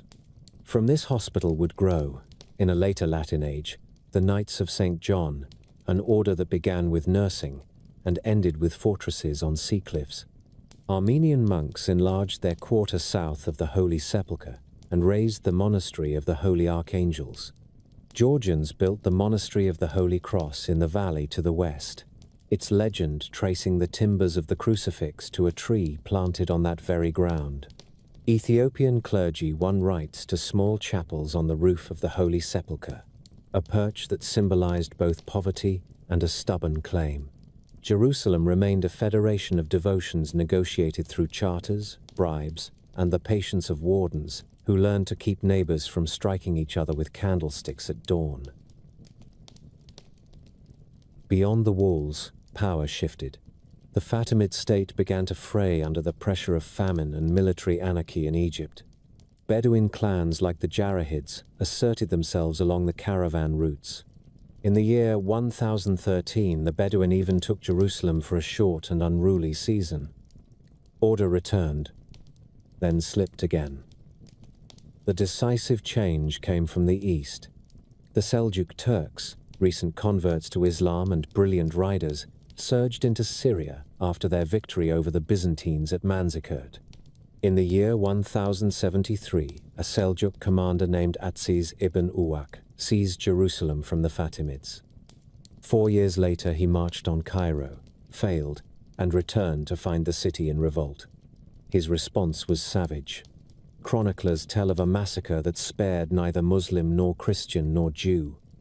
The revolt was crushed, and the city learned again how quickly favor could turn to fear. Seljuk politics were intricate and brittle. Atsiz fell to the dagger of a greater Turk. The governorship of Jerusalem passed to the house of Artuk, the Turkoman captain whose sons Ilghazi and Sokman held the city for years as vassals of the Syrian Seljuks. Under their watch, the city's condition was mixed. Pilgrims could come, but at a price. Tolls multiplied on the roads. Robbers watched the passes when garrisons were thin. Western travelers wrote of insults and fees, of guides who extorted and guards who disappeared at night. These complaints grew loud in the Latin West, just as a reforming papacy was teaching nobles that piety required more than gifts to local abbeys. The peace of God and the truce of God had tried to tame violence in Europe by giving fighting men seasons of quiet. Now preachers offered them a road to sanctity that ran through the Levant. The Byzantine Emperor Alexios sent envoys to the Council of Piacenza and then to the Pope in France. He asked for seasoned infantry to help recover Anatolian towns lost to the Turks. In the autumn of 1095, at Clermont, Pope Urban spoke to bishops, knights, and crowds of townspeople. He told them of fellow Christians beaten in the east, of churches despoiled, of the insult to Jerusalem that still stung a lifetime after al-Hakim's edict. He promised remission of sins to those who took the cross. The sermon traveled faster than any edict. Signs of devotion appeared on commoners and lords. A movement took shape that neither Byzantium nor Rome would fully control. While Europe armed, Jerusalem changed hands yet again. In the summer of 1098, the Fatimid vizier al-Afdal led an army up the coast and inland. He retook the city from the Artukids after a siege and garrisoned it with North African troops. The Fatimids had no wish to see a Turkish emir hold the hill above the Holy Sepulchre, and they did not yet grasp what was marching toward them from the northwest. They strengthened the walls and stores, restored order in the markets, and waited to see whether the armies gathering in Syria would come south. The city they held at that moment was smaller than the Jerusalem of Herod and larger than the little town of the Persian sack. It was girdled by walls rebuilt and patched by Byzantines and caliphs. Its lanes were narrow and crowded. Its life was concentrated around two poles. On the western hill, the Christian quarter with its basilica, hospices, bakeries, and bell towers. On the eastern platform, the Muslim sanctuary with its mosaic dome, broad courtyards, and schools. Between these poles ran the Cardo, still recognizable, though broken by centuries of change, lined with stalls where sellers of oil, glass, leather, and spices waited for pilgrims whose tongues shifted with the seasons. The Jewish community had regained a foothold near the mount. The head of the Palestinian yeshiva had long moved his academy to safer cities. But letters in the Geniza show that Jews still came to die in Jerusalem and still sent coin to aid the poor who kept vigil over graves on the Mount of Olives. There were signs that the city understood its own precarity. Governors issued strict orders to garrison commanders about the night watch. Repairs to cisterns were made a priority so that a siege would not find the city thirsty. The arsenals held Greek fire and ballista bolts. At the same time, the chancery continued to certify endowments for lamps in the arcades of the Haram and for candles in the rotunda of the tomb. Life in Jerusalem always mixed the mundane with the apocalyptic. A baker on the Christian Quarter's street of flour ground wheat, behind a doorway that opened toward Calvary. A scribe under the dome copied a legal text while his eyes strayed to the glitter in the drum above him. News travels along the same roads as grain. In the spring of 1099, the city learned of an army of Franks that had taken Antioch after a brutal siege and winter of cannibal hunger. The Fatimid vizier sent envoys to negotiate with the crusade leaders, hoping to limit their ambitions to territory in northern Syria and perhaps to trade access for security in Egypt. The negotiations failed on distance and distrust. The Crusaders marched south along the coast, collecting supplies from Italian ships at each port, then turned inland toward the hills. The Fatimid governor drove out the Christians of Jerusalem, fearing they might open the gates. He prepared the walls and pulled in the scouts. The heat rose, the cisterns were filled, the garrison waited. A city that has been conquered many times develops a sixth sense for the scale of the storm that is coming. This one was different because it carried a new kind of vow. The armies that approached were not mere mercenaries looking for spoils. They were lay penitents led by lords who had made oaths at altars. That did not make them gentle. It made them persistent.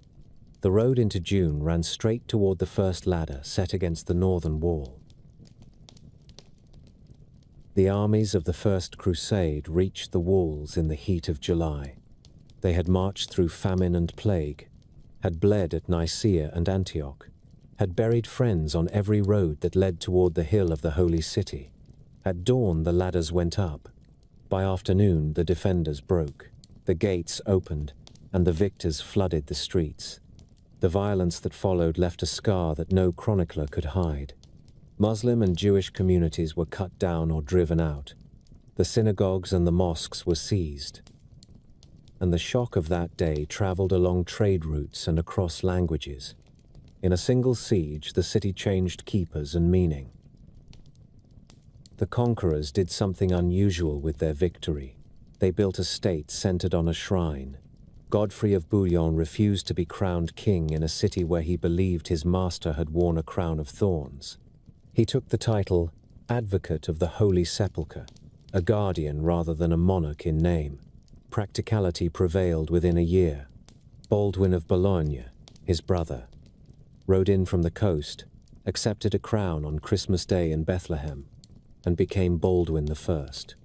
Under Baldwin and his successors, Jerusalem turned from war camp to capital. A Latin patriarch took the episcopal throne. Canons of the Holy Sepulchre organized the liturgy and cared for the new precincts. The Dome of the Rock received a cross and a Latin name, the Temple of the Lord. The great prayer hall on the southern edge of the mount became the residence of a new military brotherhood named for Solomon, the Knights Templar. The city's sacred topography had been rearranged to fit a Western Christian imagination. From the start, the kingdom survived on a mixture of arms, law, and sea power. Baldwin I and Baldwin II rode constantly, beating back raids, forcing truces, and seizing coastal towns that would feed the city with grain and coin. Jaffa was taken early. Caesarea and Asa fell after hard fighting. Acre bowed after a naval assault that owed as much to sailors of Genoa and Pisa as to Frankish lords on horseback. Tyre resisted for years and then yielded in the spring of 1124 after a joint siege with the Venetians, whose galleys bit into the sea wall while land engines pounded the towers. Each port that opened its gates delivered not only customs revenue but also an alliance with a maritime commune. The Italians won quarters in the ports, rights to docks and warehouses, and a say in policy. The Holy City learned to live by the sea even though it stood on a ridge miles inland. A feudal order took shape that never quite resembled Europe. Fiefs were measured in orchards and sugar mills as much as in ploughland. The crown granted villages to lords on condition that they keep roads open and man the castles that guarded the passes. The legal customs of the realm matured into a body of doctrine remembered as the Assizes of Jerusalem. In these courts, the nobles of the High Council judged disputes among their own houses, while a separate court of burgesses heard the cases of townsmen. Local Christians, Muslim peasants, and Jewish merchants occupied their own layers of law and custom. A Latin notary might record a sale between a Lombard settler and a Syrian Christian, while in the next lane a Qadi ruled on a matter among Muslims, in terms that recalled earlier regimes. The kingdom was Frankish at the top, and Levantine in its tissues. The city itself was remade with a gardener's patience. The Church of the Holy Sepulchre that Constantine had razed had been torn down under a Fatimid edict and built again through a treaty with Byzantium. Now it was reworked and encircled by cloisters for the canons. In 1149, a solemn rededication gathered clergy and lords beneath a new Romanesque fabric that joined the rotunda of the tomb to a basilica over Golgotha. Chapels multiplied for every station of memory. Pilgrims from England and Lorraine and Apulia climbed stone steps, smoothed by the feet of those who believed that salvation could be measured in miles and tears. The Cardo, once a Roman avenue, became a market where Latins bargained in bad Arabic, and locals learned enough French to sell oil and dates. Bells rang from towers that had never heard them before. In the afternoons, clergy crossed the courtyard of the Templum Domini, and at dawn the canons of the Sepulchre sang offices that matched the rhythm of the rising Sunday. The kingdom could not live on piety alone. Its revenues came from tolls on caravans, taxes on fields and vines, and profits from industries that blossomed in the warm valleys. Sugarcane, introduced in earlier centuries, became a strategic crop on estates along the coast and in the Jordan Valley. Mills with stone rollers and boiling houses turned stalks into crystals that bankers in Acre could reckon by the chest. Olive presses in the hill towns fed amphorae bound for ports. Vineyards near Bethlehem produced wine for liturgy and for trade. In the countryside, new castles rose to guard these assets. Belvoir watched the Jordan with black basalt walls. Montreal and Kerak in Moab thrust their massive keeps above caravan routes, where Reynald of Châtillon later made a bandit's theatre of defiance. Along the coast, strongpoints at Caesarea and Jaffa kept the sea lanes safe enough for pilgrim fleets that grew larger with every passing decade. Rule passed through several capable hands. Baldwin II, a seasoned soldier, was captured once and ransomed, and still managed to secure the kingdom's frontiers and to arrange a marriage that would shape its future. His daughter Melisende wed Fulk of Anjou, a count from a house that had played power games along the Loire. When Baldwin died in 1131, Melisende and Fulk ruled together. Their joint reign mixed rivalry with success. Fulk angered the native barons and paid for his missteps, then learned to work with the local aristocracy who knew the roads and the languages better than any newcomer. Queen Melisende governed with an eye for culture as well as for law. In her court, scribes illuminated a small masterpiece, the Melisende Psalter, where Latin text, Byzantine icon, and Eastern ornament met on shimmering pages. Monasteries and convents received gifts, hospitals expanded, and the city's schools drew students from across Christendom. After Fulk's death, the queen held power as regent for her son, until a carefully managed transfer to Baldwin III preserved the peace. The political horizon darkened all the same. In 1144, a thunderclap broke in the north. Zengi, the Atabeg of Mosul and Aleppo, took Edessa, the oldest of the Crusader principalities. The news raced west and called down the Second Crusade, a march of kings and nobles who brought vast retinues and little prudence. They reached the kingdom and, against local advice, chose Damascus as their target. The siege failed within days, alliances were offended, and the reputations of both monarchs and monks were dented. Out of that failure, a lesson emerged in the East. Muslim rulers who had often been at odds began to consider unity as a weapon. Zengi's son Nur al-Din joined piety to policy, founded madrasas and hospitals, and made the idea of jihad a tool of statecraft.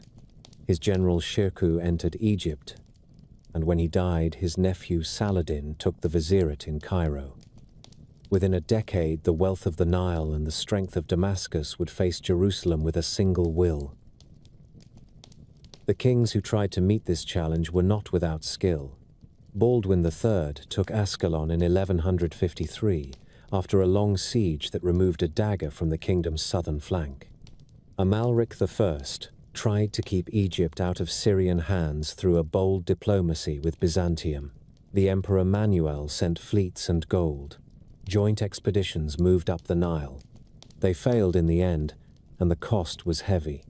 The failure delivered Egypt to Saladin, who patiently consolidated the delta and the valley before he looked north again. The city that waited for him in those years was filled with processions and relics. The true cross, believed to be a fragment of the wood on which Christ had died, was carried in great solemnity on feast days and taken into the field as the emblem of divine favor. Pilgrims saw it glitter in the hands of bishops who believed it granted victory. Kings swore oaths upon it. A small army of chaplains guarded it as if it were a living prince. Then came a ruler whose body forced history to listen to time. Baldwin IV, crowned as a boy, learned in adolescence that his nerves did not feel pain. The diagnosis was leprosy. The disease took strength from his hands and face, even as his mind and will sharpened. He held councils, rode to battle, and in the year 1177 met Saladin near Ramla at Montgizard. Against expectation, he won a clear field victory. The court rejoiced, but the king's illness did not relent. Regents and rivals circled. The barons split into factions. One party sought alignment with the experienced Count Raymond of Tripoli. Another rallied to Guy of Lusignan, a handsome newcomer whose marriage to the king's sister gave him acclaim. In this atmosphere of distrust, the most dangerous lord in the realm refused to be governed. Reynald of Châtillon, who held Querac and Montreal, preyed on caravans and even prepared ships to raid the Red Sea against pilgrim routes to Mecca. He seized a caravan in which Saladin's sister is said to have traveled. It was a provocation that pushed patience past the point of return. The final years before the reckoning saw a swirl of embassies and mobilizations. Fortresses in Galilee braced for attack. Generals argued over whether to hold the water sources or to chase raiders. The master of the temple urged boldness. The lords of the Ibelin house counseled restraint.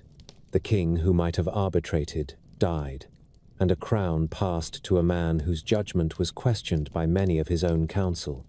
In the spring of 1187, two armies began to move toward each other across the hills of the north. One carried the true cross and the doubts of a divided court. The other followed a sultan who had fused Egypt and Syria into a single command. Between them lay a rise called the Horns of Hattin and a plain cut by a few precious springs. The city on the ridge waited for news that would determine whether its churches would keep their bells or learn to live again by other sounds. The news that came back from the Horns of Hattin was a knell. The Frankish host had been drawn away from water, wrapped by horse archers and heavy cavalry, and undone by heat, smoke, and poor counsel. The true cross was taken. The commanders were prisoners. The road to Jerusalem lay open. Within weeks, towns that had been nailed to the map by Latin charters loosened and fell. Only the ports held stubbornly, for the sea was patience in stone and timber. Inland, messengers ran ahead of a single name, Salah al-Din, the righteous ruler, Saladin. Jerusalem had a garrison, but no army. The man who assumed the city's defense was Balian of Ibelin, a lord of measured courage, who had come under safe conduct to fetch his family and found himself begged to stay. He knighted squires and townsmen in the Church of the Sepulchre. A solemn rite turned to necessity. The walls were manned, the gates were barred, and the priests carried relics in processions along the battlements while the enemy encamped. Machines were rolled forward. Stones slammed into towers and sent dust into the clear autumn light. The assault was met with arrows, boiling pitch, and prayers that rose like breath on cold mornings. Negotiations followed the first breach. Saladin preferred order to sack, and Balian knew that a storm would scour the city without sparing shrines. The final terms were hard but not vindictive. Those who could pay a ransom would go free with their property. The poor would be redeemed in groups from a common fund, and for many, the victor himself added the balance. On the 2nd day of October, in the year 1187, the city capitulated. There was no massacre. The victors set guards on the sepulchre and on the convents to prevent looting. Processions of monks and nuns filed to the gates with bundles and reliquaries, weeping quietly as they passed through files of soldiers. Eastern Christians largely remained. Jews, who had fled a century before when the city fell to the Crusaders, were invited to return and did so, some coming up from the ruins of Ashkelon to resettle near the mount. The sanctuaries on the platform were cleansed and restored. The bronze cross atop the dome of the rock was removed, and the gilded crescent raised again. Imams recited verses that proclaimed the unity of God, and scholars gathered to read in the arcades. The great minbar, the carved pulpit that the pious Emir Nur al-Din had commissioned for a day of victory he did not live to see, was brought from Aleppo and set in Al-Aqsa. Craftsmen scrubbed the mosaics, carpenters repaired roofs that had suffered under neglect, and jurists wrote new work documents to ensure oil for lamps and salaries for teachers. Saladin visited the Holy Sepulchre and set guards at its gates. He took no delight in humiliating sacred places. He ordered that pilgrims of the rival faith could come under safe conduct. In the markets below, the currency of the city changed hands, as it had always done. Bakers kneaded, saddlers cut leather, children ferried jars from fountains. The mount was alive with Friday prayer again, and the bells in the western quarter rang when the monks gathered for their offices. The city had been retaken without being unmade. The Latin world reeled, but did not forget how to march. The Third Crusade rose from a mesh of motives that ranged from penitence to kingship.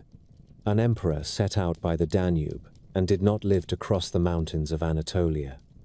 A king of France marched swiftly and returned just as swiftly. A king of England came by sea, quick and ruthless. The fighting converged on Acre, which fell after a siege that began in the spring of 1189 and ended more than 2 years later in a grim carnival of disease, sorties, mines, and countermines. Richard of England took the field against Saladin near Arsuf and won with a mixture of discipline and personal spur. He marched south toward Jerusalem more than once, looked at supply lines that would wither in winter rain, and turned back each time swearing prudence rather than lack of nerve. The war that could not take a capital settled for a compact.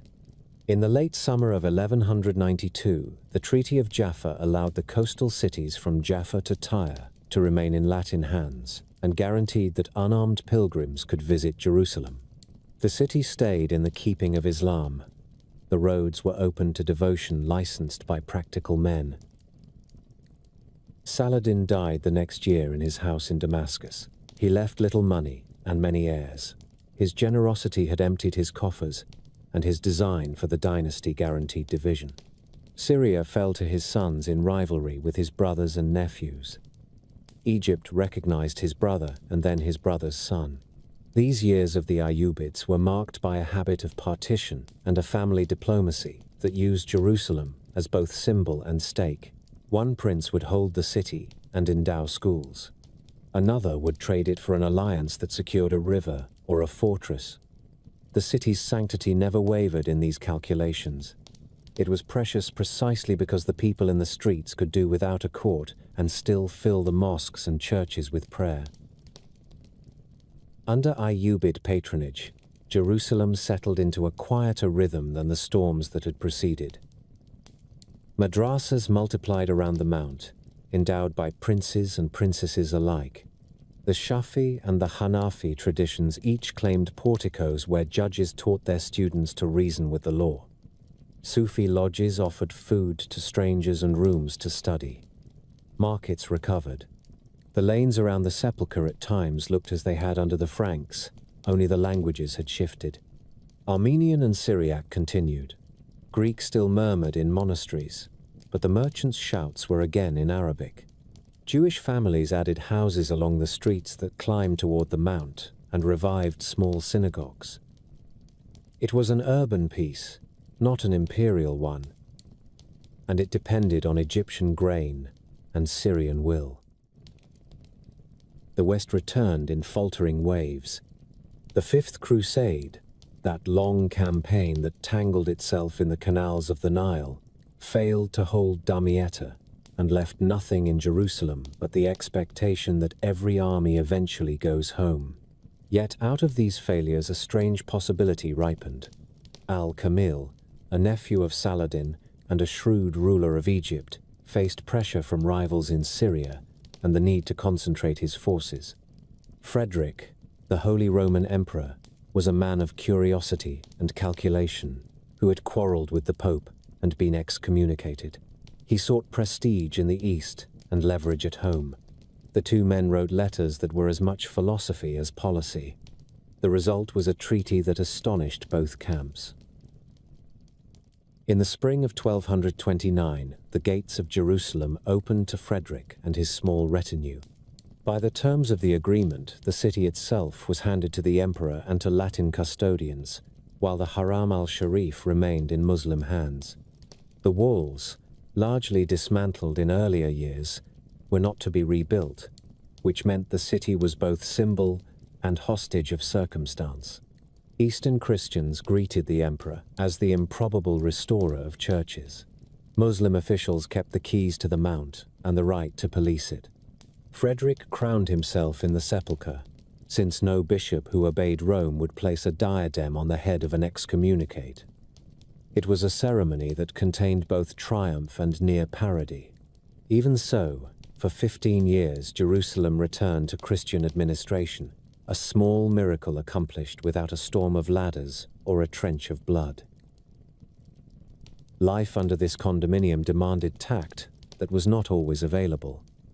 Latin clergy argued with Eastern brethren about precedence at the holy places. The barons of the kingdom, who had learned politics in a crucible, resented the civilian arrogance of imperial officials.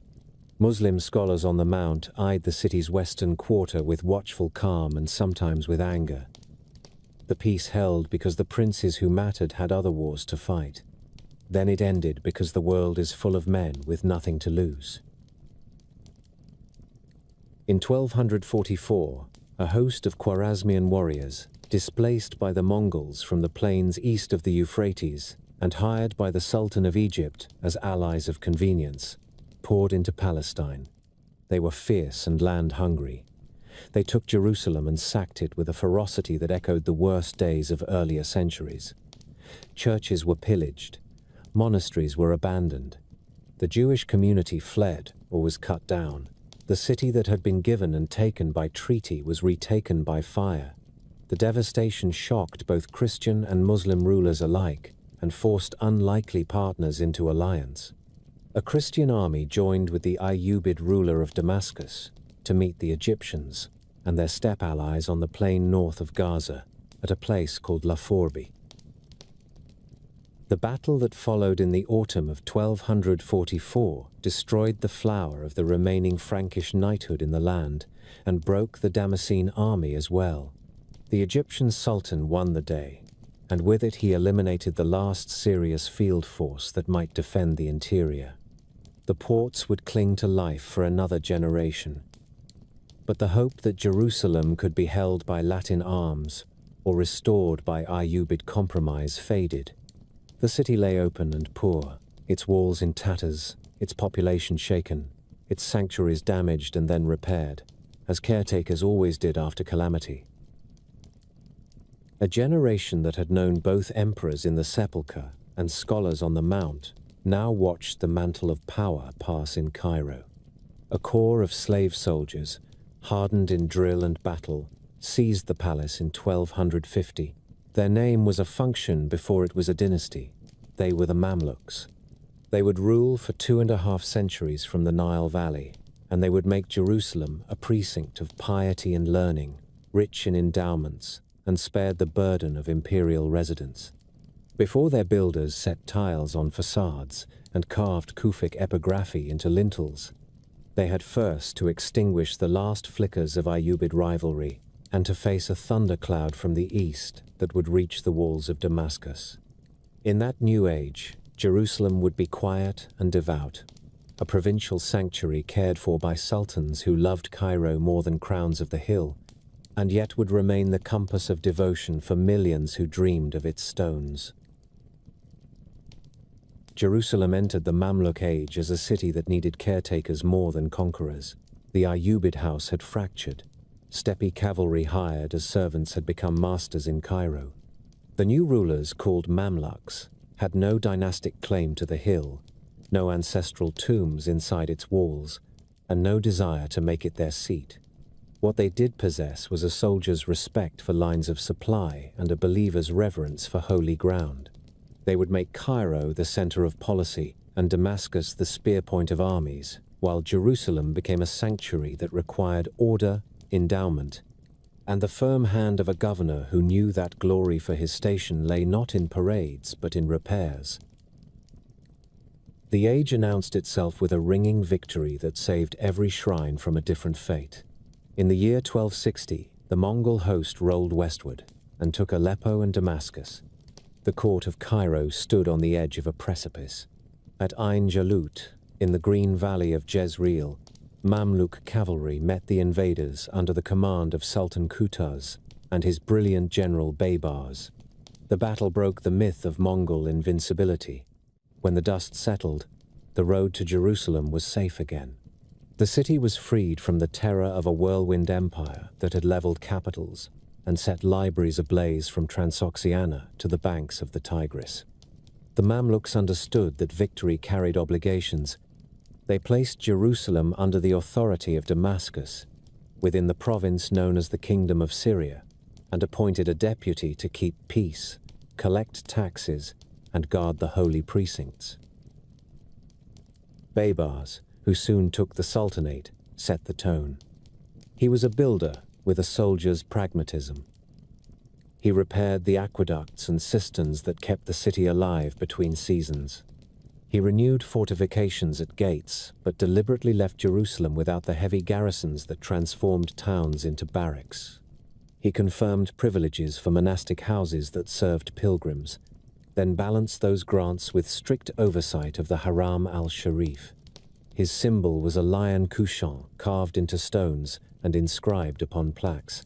You can still find it on portals raised in his reign, a quiet mark that told visitors and residents that this place had an attentive guardian. Jerusalem in the Mamluk centuries acquired its most intricate and beautiful clothing of stone. The western and northern edges of the Haram al-Sharif became a library in limestone, an open museum of schools, hostels, and memorials. Governors and grandees endowed madrasas for the 4 Sunni schools of law, each with a small courtyard, a prayer hall, and student cells that looked onto lanes filled with vendors. Sufi convents nestled beside them where mystics recited their litanies through the night. Hospice houses, known as raibats, gave lodging to widows and travelers. Public fountains called sables refreshed the thirsty and announced the names of their patrons in braided script. A gate from the western market into the haram grew into an architectural statement. The cotton merchant's gate, Bab al-Qatanin, framed a view that draws the eye through a forest of arches to the dome of the rock itself.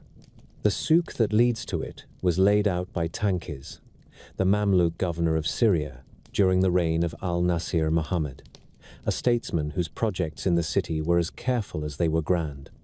He also raised the Tankizia Madrasa along the western wall of the platform, a school and courthouse whose carved facade and muqarnas niches show the skill of local stonecutters trained under imperial patronage. Elsewhere on the haram, the fabric of devotion grew richer. In the late 15th century, Sultan Qaitbay built a small jewel of a school upon the terrace of the platform, called the Ashrafiyya. Later, travelers would call it the third jewel of the haram, after the dome and Al-Aqsa, an acknowledgement of its refined proportions and its delicately carved windows that catch the morning light. Qaitbay also endowed a sable with a little dome and a lattice of stone through which water gleams in summer. The craftsmen who set these stones learned their trade within families that passed secrets from father to son and carried tools worn smooth by a lifetime of work. Their hands gave Jerusalem the filigree that still gives it grace. The city's economy did not depend on palaces. It survived and often prospered on the steady traffic of pilgrims and the practicalities of waqf. A waqf was a charitable endowment that placed property beyond the reach of tax collectors and heirs and dedicated its income to a school, a fountain, a hospice, or a mosque. A merchant in Damascus might give a row of shops near Khan al-Zayt to pay the salary of a teacher on the haram. A princess of the court might endow an oven and a bath so that bread and cleanliness were assured for the poor in her name. The records of these acts read like ledgers of compassion. They also show the civic machinery of the city. Waqf deeds specify which shops belong to which endowed property, which olives in which grove must be pressed for lamp oil, and how often a fountain must be cleaned. In a city that rarely heard the trumpet of a sovereign, these deeds were the music of continuity. Markets occupied the old Roman spine. The Cardo survived as a chain of covered bazaars, where copper, leather, and cotton changed hands with the confidence that comes from habit. Tankiz's rebuilding created straight runs of stalls that caught the sea of pilgrims who entered by the Damascus Gate and made their way south toward the mount. An Armenian silversmith carved a chalice in one stall while across the way a Muslim coppersmith hammered a kettle. The smells of sesame, cumin, and soap drifted under the vaults. Caravans from Hebron brought oil in goatskin bags. Jericho sent dates when the fields were kind. From the coast came sugar and glass. Some of the finest glass in the medieval world was made in the Levant and sold in Jerusalem to visitors who carried it home as proof that they had reached the city which their priests or imams had promised them at the end of a long road. The Mamluk state was firm and often severe, yet it proved an able steward of Christian as well as Muslim sanctuaries. The Greek Orthodox Patriarchate maintained its ancient rites. The Armenians kept their cathedral compound in the southwest of the city, guarding the relics and libraries of a people who had never stopped traveling between highlands and shore. A decisive development came from Avignon in 1342, when a papal bull recognized the Franciscans as the official custodians of the Latin holy places. Under Mamluk license and with careful diplomacy, the brown-robed guardians served as guides and mediators for Western pilgrims who often arrived more pious than prudent. In their hands, the devotional path called the Way of the Cross took shape as a sequence of stations through the streets. What had once been a series of memories became an itinerary. It tied the lanes of the city to the prayers of villages across Europe. Not every trend favored growth. In 1267, a traveler from Spain named Moshe ben Nachman arrived and found the Jewish quarter nearly empty. His letters describe a city with only a handful of Jewish households. He helped revive a synagogue in a ruined house and wrote to his communities abroad for support. Slowly, the Jewish presence recovered. Karaites maintained their own small house of prayer. Families from the Maghreb who had settled in the quarter near the mount under Saladin and his heirs continued to live by craft and devotion. When the pilgrim seasons were good, Jewish merchants from Cairo and Damascus came to conduct business and to be buried on the Mount of Olives, where their stones would look at the walls until the last day. The 14th century brought a terror that respected no shrine.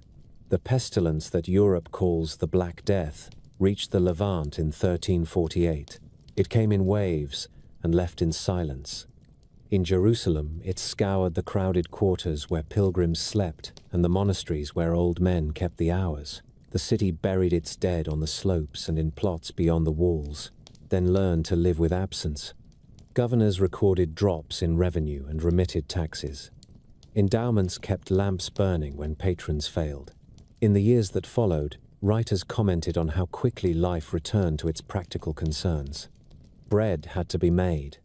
Lawsuits had to be argued. Roofs had to be mended before winter. In a city that had seen worse, resilience was not a slogan. It was a habit. Administration under the Mamluks was a matter of schedules and signatures. Jerusalem was a district seat under Damascus. The deputy of the Sultan in the city held inspection of the markets, supervised the prison, maintained the roads to Ramlah and Jericho, and liaised with churchmen and rabbis. The Barid, the imperial post with fresh horses at each station, tied Jerusalem to Damascus and Gaza. Orders moved faster than caravans. Justice moved on the feet of men who had memorized the law as boys. There were periodic moral campaigns that closed wine shops and suppressed games of chance, then lapsed when governors were called north to meet a threat or south to present themselves at court. The physical map of the city changed in ways both grand and subtle. The Mamluks did not encircle Jerusalem with new military walls, since they preferred to keep first-line fortresses on the coast and in the valleys. They did, however, renew the inner gates and maintained the older Byzantine and Ayyubid circuit with masonry repairs. Inside the Haram, custodians retiled the outer surfaces of the Dome of the Rock with new bricks and glass to replace older mosaics exposed to weather. Carved wooden ceilings in Al-Aqsa were replaced after fires. Earthquakes came and went. In 1458, a shock sent cracks through the arcade of the dome. Artisans set scaffolds and bound the structure with iron ties. Each calamity ended with an inscription that praised God for survival and named the patron whose purse had made recovery possible. The city's intellectual life mirrored the variety of its stones. Scholars of law taught on mats beneath the porticos and issued opinions on the price of bread, the fairness of weights, and the rights of inheritance. Storytellers held crowds at the Souk al-Qatanin with tales of prophets and kings. Copyists produced Qurans and Psalters with a local hand that mixed Egyptian clarity with Syrian ornament. In the evenings, under lamps fed by wak foil, the courtyards of the madrasas were quiet with recitation. In the morning, the same spaces rang with argument over a hadith chain or a point of grammar. The city did not invent new schools of thought, yet it trained men who would carry learning back to Cairo and Aleppo, keeping Jerusalem present in the minds of those who governed and judged far away. Travelers of the age left descriptions that feel like sketches from life. A Syrian secretary marveled at the gardens of the Kidron in spring and at the taste of Siloam's water. A North African pilgrim counted the steps between the stations of the cross and noted the price of a loaf of bread near the Jaffa Gate. A Persian scholar listed the cracked bells hanging in the towers of the Holy Sepulchre and then wrote with equal care about the call to prayer that rolled like a wave from the platform. These notes reveal a city that had learned to fold difference into routine. Christians processed through Muslim markets. Jews walked to the mount and stood by its outer walls to pray. Guards watched, nodded, and intervened when voices rose too high. Most days, they did not need to lift a hand.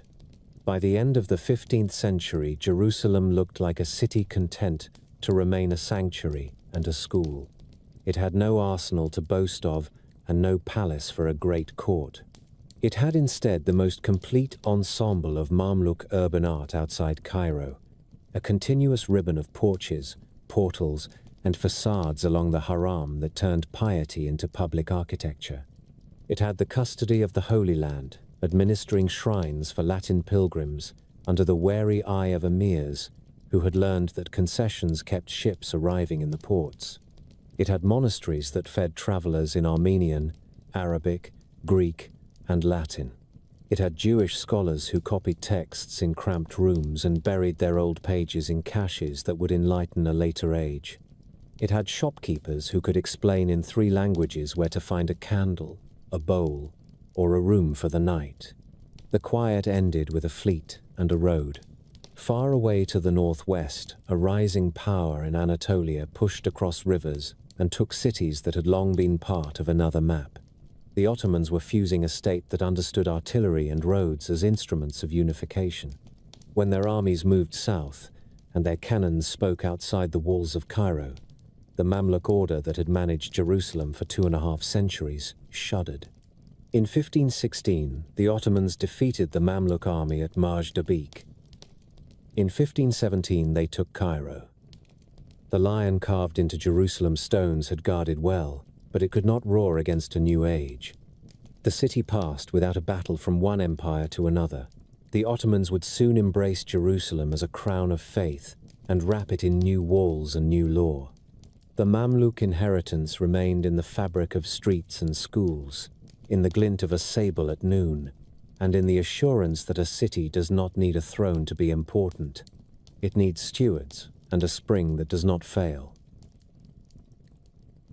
The city changed rulers with the sound of prayers rather than the clash of iron. In the first days of the year, 1517, the armies of Sultan Selim entered Jerusalem after breaking the Mamluk power at Majd-Dabik and then at Ridania. There was no sack. The registers were collected, the judges confirmed, and the custodians of the holy precincts received new warrants that carried the seal of the House of Osman. An empire that would span 3 continents added to its crown a city of stones and memory. The Ottomans did not make Jerusalem a political capital. They made it a trust. That trust took visible form in the reign of Solomon, whom the city still remembers as the lawgiver. Between 1537 and 1541, his engineers wrapped the old city in the girdle of walls that stand today. They traced a circuit along ridge and ravine, raised over 30 towers, and set 7 principal gates. Damascus Gate opened like a triumphal arch to the north. Jaffa Gate faced the road to the sea. Zion Gate watched the southern quarter. The Lion's Gate, which many call St. Stephen's, looked toward the Mount of Olives. Herod's Gate opened to the east side of the northern hill. Dung Gate gave access to the southern slope below the mount. A smaller portal, the New Gate, would be pierced only in the late 19th century to connect the Christian quarter with suburbs that were spilling outside the old embrace. The Golden Gate remained sealed on the eastern wall, its stones a legend in themselves. Inscriptions in Ottoman Turkish and Arabic still read along the walls where the masons left the Sultan's name. Suleiman looked inward as well as outward. He ordered the refurbishment of the Haram al-Sharif. The marbles were cleaned, the carved screens repaired, and the timber roofs renewed. The Dome of the Rock received a new skin of brilliant tiles and an encircling band of inscription that crowns the octagon with script like a necklace of blue. Along the northern and western edges of the platform, fountains were restored and porticos mended. The Sultan's consort Hurrem, remembered as Haseki Sultan, endowed a great soup kitchen beside the chain gate in 1552. Its ovens fed the poor regardless of creed. Its revenue came from fields, baths, and markets, listed in Waqf deeds that read like a ledger of compassion and control. Water was the secret of continuity. Ottoman engineers repaired the ancient aqueducts that drew from the springs at Artas and from the 3 pools south of Bethlehem that the city called the Pools of Solomon. Sluices were cleaned, channels relayed, and public sable fountains set in the walls so that any passerby could drink. The Sabal of Suleiman outside Damascus Gate and the sabals scattered through the markets were not decorations. They were public promises in carved stone that no thirsty traveler should go unattended. Jerusalem's administration followed the imperial blueprint. The city was at first a district of the province of Damascus. Judges of the Hanafi school presided over the Sharia courts. A muhtasib enforced fair weights and cleanliness in the markets. Waqf administrators managed the endowments that sustained mosques, madrasas, churches, and hospices. Each religious community operated within the wider framework of the empire's system of recognized communities. The patriarchs and rabbis answered to their own laws in matters of marriage, inheritance, and charity, while the Ottoman governor watched gently or sharply according to orders from Damascus or Istanbul. This mixture of autonomy and oversight gave room for daily life to breathe. In the 17th and 18th centuries, the city was poor in coin and rich in devotion. Pilgrims from every province of the empire and from lands beyond still walked its lanes. Greek and Armenian monks maintained ancient rites at the Church of the Holy Sepulchre. Franciscan friars, confirmed as Latin custodians in the middle of the 14th century and later protected under Ottoman firmans, guided pilgrims through chapels and courtyards. On the mount, the imams and scholars taught beneath the shade of porticos raised in Mamluk days and renewed under the sultans. Turkish officers lodged in modest barracks. Local notables from long-rooted Arab families learned to balance the expectations of the imperial center with the needs of a hill town that depended on Waqf oil and the price of bread. The century of Muhammad Ali and his son Ibrahim brought a shock. In 1831, their Egyptian army crossed the Sinai and took Palestine from the Ottomans. For nearly a decade, Jerusalem was under Egyptian rule. New taxes and conscription stirred discontent in the hills. A peasant revolt in 1834 flared across the region. The city saw turmoil and then the restoration of order by Ibrahim's troops. When the European powers forced Egypt to withdraw in 1840, the Ottomans returned to find a Holy Land that had drawn increasing Western attention. Scholars and missionaries wrote in English, French, and German about stones and souls. Consulates opened. Foreign schools and hospitals were founded. The city became both a sanctuary and a stage for international rivalry. Those rivalries reached into the heart of the holiest church. Disputes among Christian denominations over rites within the Church of the Holy Sepulchre and at the Grotto of the Nativity in Bethlehem became entangled with the ambitions of empires. In 1852, Sultan Abdul-Masih issued a firman that attempted to freeze customary usage at the Christian shrines. This status quo survives to this day. It tells monks where to place a lamp and which procession may turn first at a certain stair. A year later, quarrels over the holy places were one pretext among many for the Crimean War. Jerusalem was never only a hill of devotion, it was a mirror for the world's politics. The 19th century also remade the map. For centuries, life had clung to the inside of the walls. Now, as the city grew, people stepped beyond the gates. In 1857, Moses Montefiore raised a windmill west of the walls to grind grain for the poor. In 1860, he funded the first neighborhood beyond the ramparts, Mishkanot Sha'ananim, a row of sturdy stone houses on a hill that caught the evening breeze. Others followed. The German Templars laid out a colony along a straight road shaded by pines.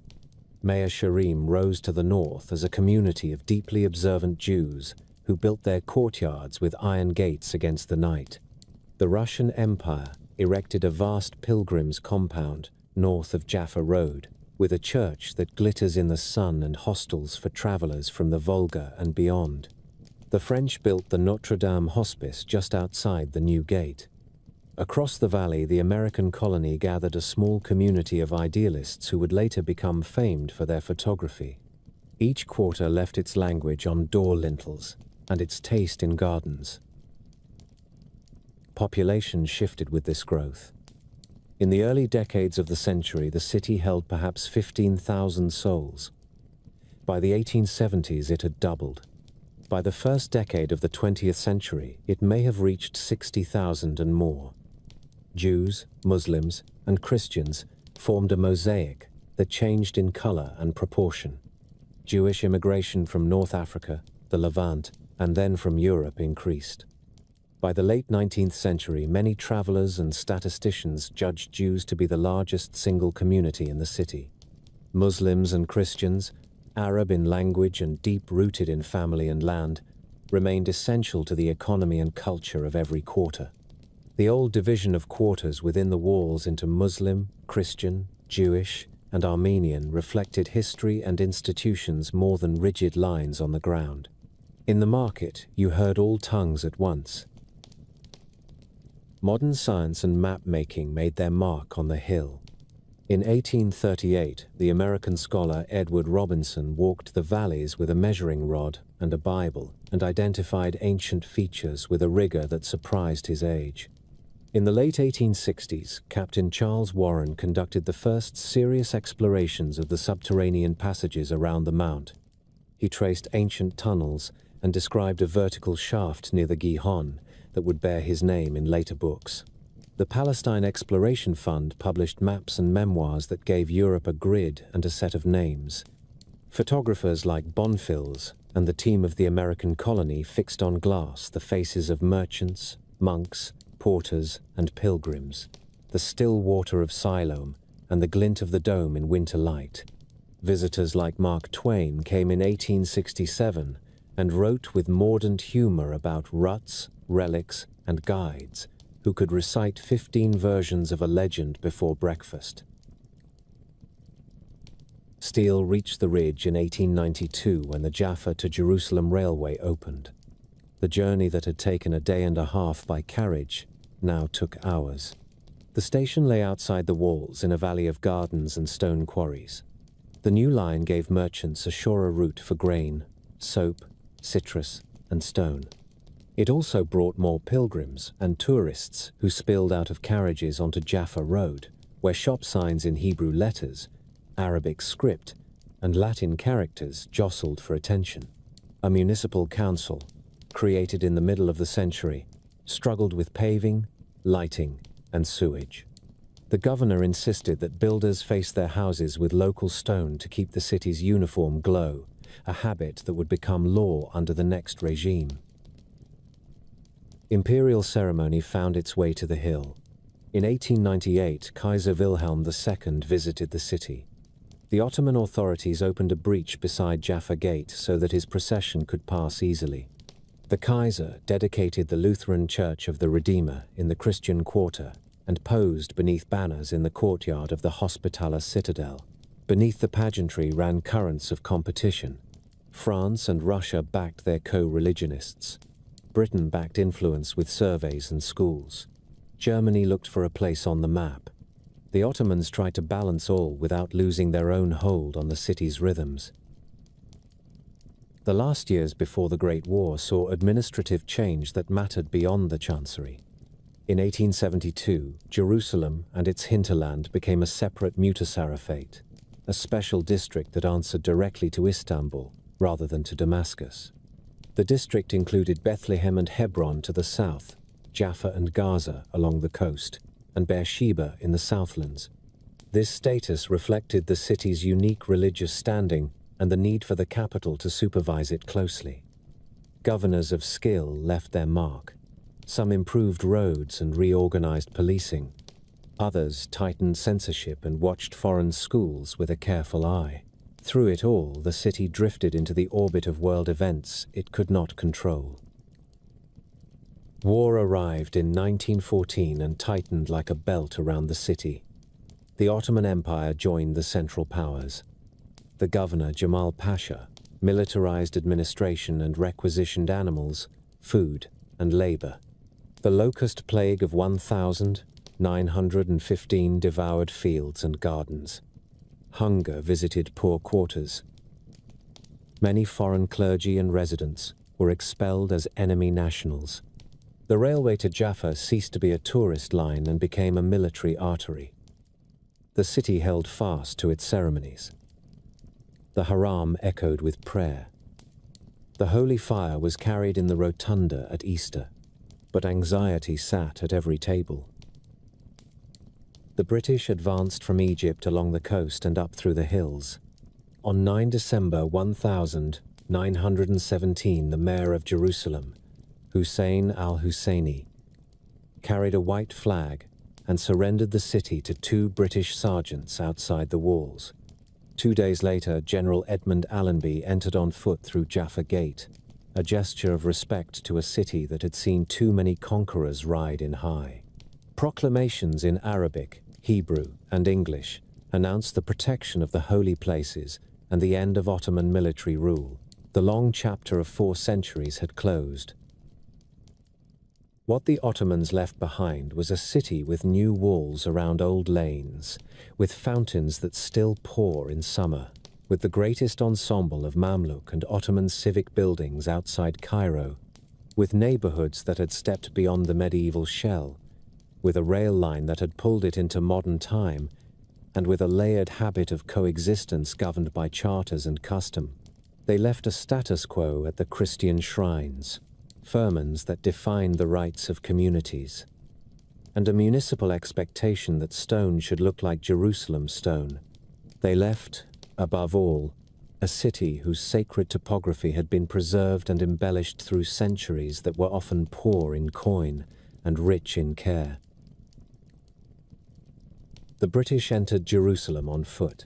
2 days after the Ottoman flag came down, General Edmund Allenby walked through Jaffa Gate without a horse or carriage and read a proclamation in Arabic, Hebrew, and English that promised respect for the holy places and protection for every community. The gesture was a performance of humility and a declaration of control. The city had passed from an old empire into the care of a new one that spoke of trusteeship and order. For a time, Jerusalem was governed by a military administration called OETA South, Occupied Enemy Territory Administration, which kept bread moving, police on the corners, and the pilgrim seasons intact. Then in London, a short letter released into the world a phrase that would reshape everything. The government declared its support for the establishment in Palestine of a national home for the Jewish people, provided that nothing should prejudice the civil and religious rights of existing non-Jewish communities. Those lines were both promise and paradox, and Jerusalem would feel their weight first. In 1920, civilian rule began. The first High Commissioner was Sir Herbert Samuel, a British statesman of Jewish descent who arrived with a clear belief that the commitments of the mandate could be held in balance. He reorganized administration, confirmed the powers of religious courts within their spheres, and recognized Muslim and Christian bodies as public institutions. He also appointed a young cleric, Hajj Amin al-Husseini, as Grand Mufti of Jerusalem, and soon after endorsed the creation of the Supreme Muslim Council that would manage the Waqf endowments and the Haram al-Sharif. On the Christian side, the British reaffirmed the status quo at the holy places. For the Jewish community, the British recognized the growing institutions of a national life, above all the Hebrew University, which would soon rise on Mount Scopus. The new rulers treated Jerusalem as both a shrine and a city that needed modern works. Under Governor Ronald Storrs, and with the counsel of the architect and craftsman Charles Robert Ashby, the administration founded the Pro-Jerusalem Society to preserve the city's fabric and guide new building. An ordinance required that facades be faced with local stone so that the city's light would remain the color of its hills. A municipal council, reorganized under the mandate, wrestled with paving, drainage, refuse, and markets. Modest as these matters seem, they changed daily life. Street lamps lit the lanes. New sewage pipes relieved outbreaks of disease. The police wore khaki and high boots and learned enough Arabic and Hebrew to keep arguments from turning into brawls. Jerusalem also watched over a birth. On a bright day in April 1925, a crowd gathered on Mount Scopus for the inauguration of the Hebrew University.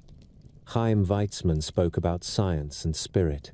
Lord Balfour sat on the dais and listened as orchestras played and professors in borrowed gowns processed across the rock.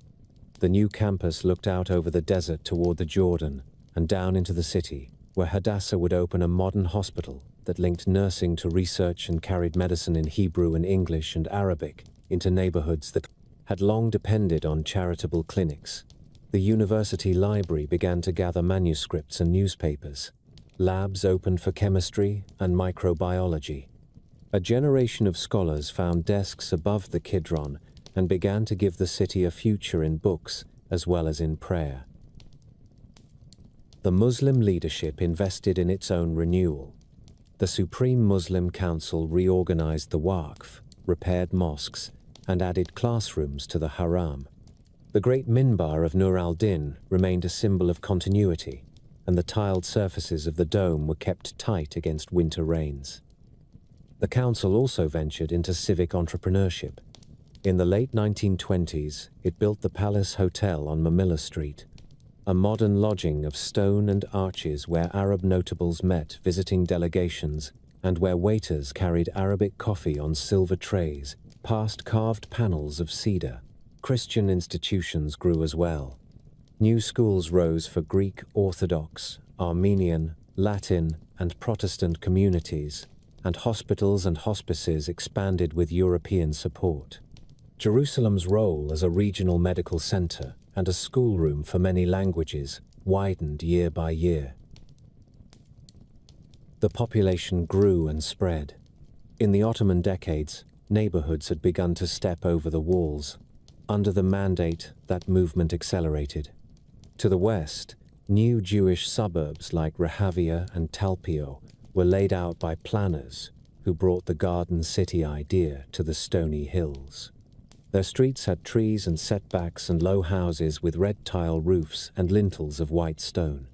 To the south and west, Arab, Christian, and Muslim families built gracious quarters at Talbiya, Katamon, and Bakka, with villas of pale limestone, broad balconies, and citrus trees in courtyards.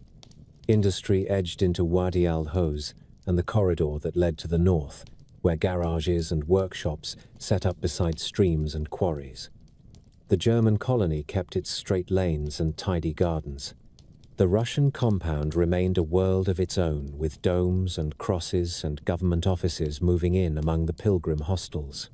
The map of Jerusalem began to look like a quilt stitched from European visions and Levantine habits.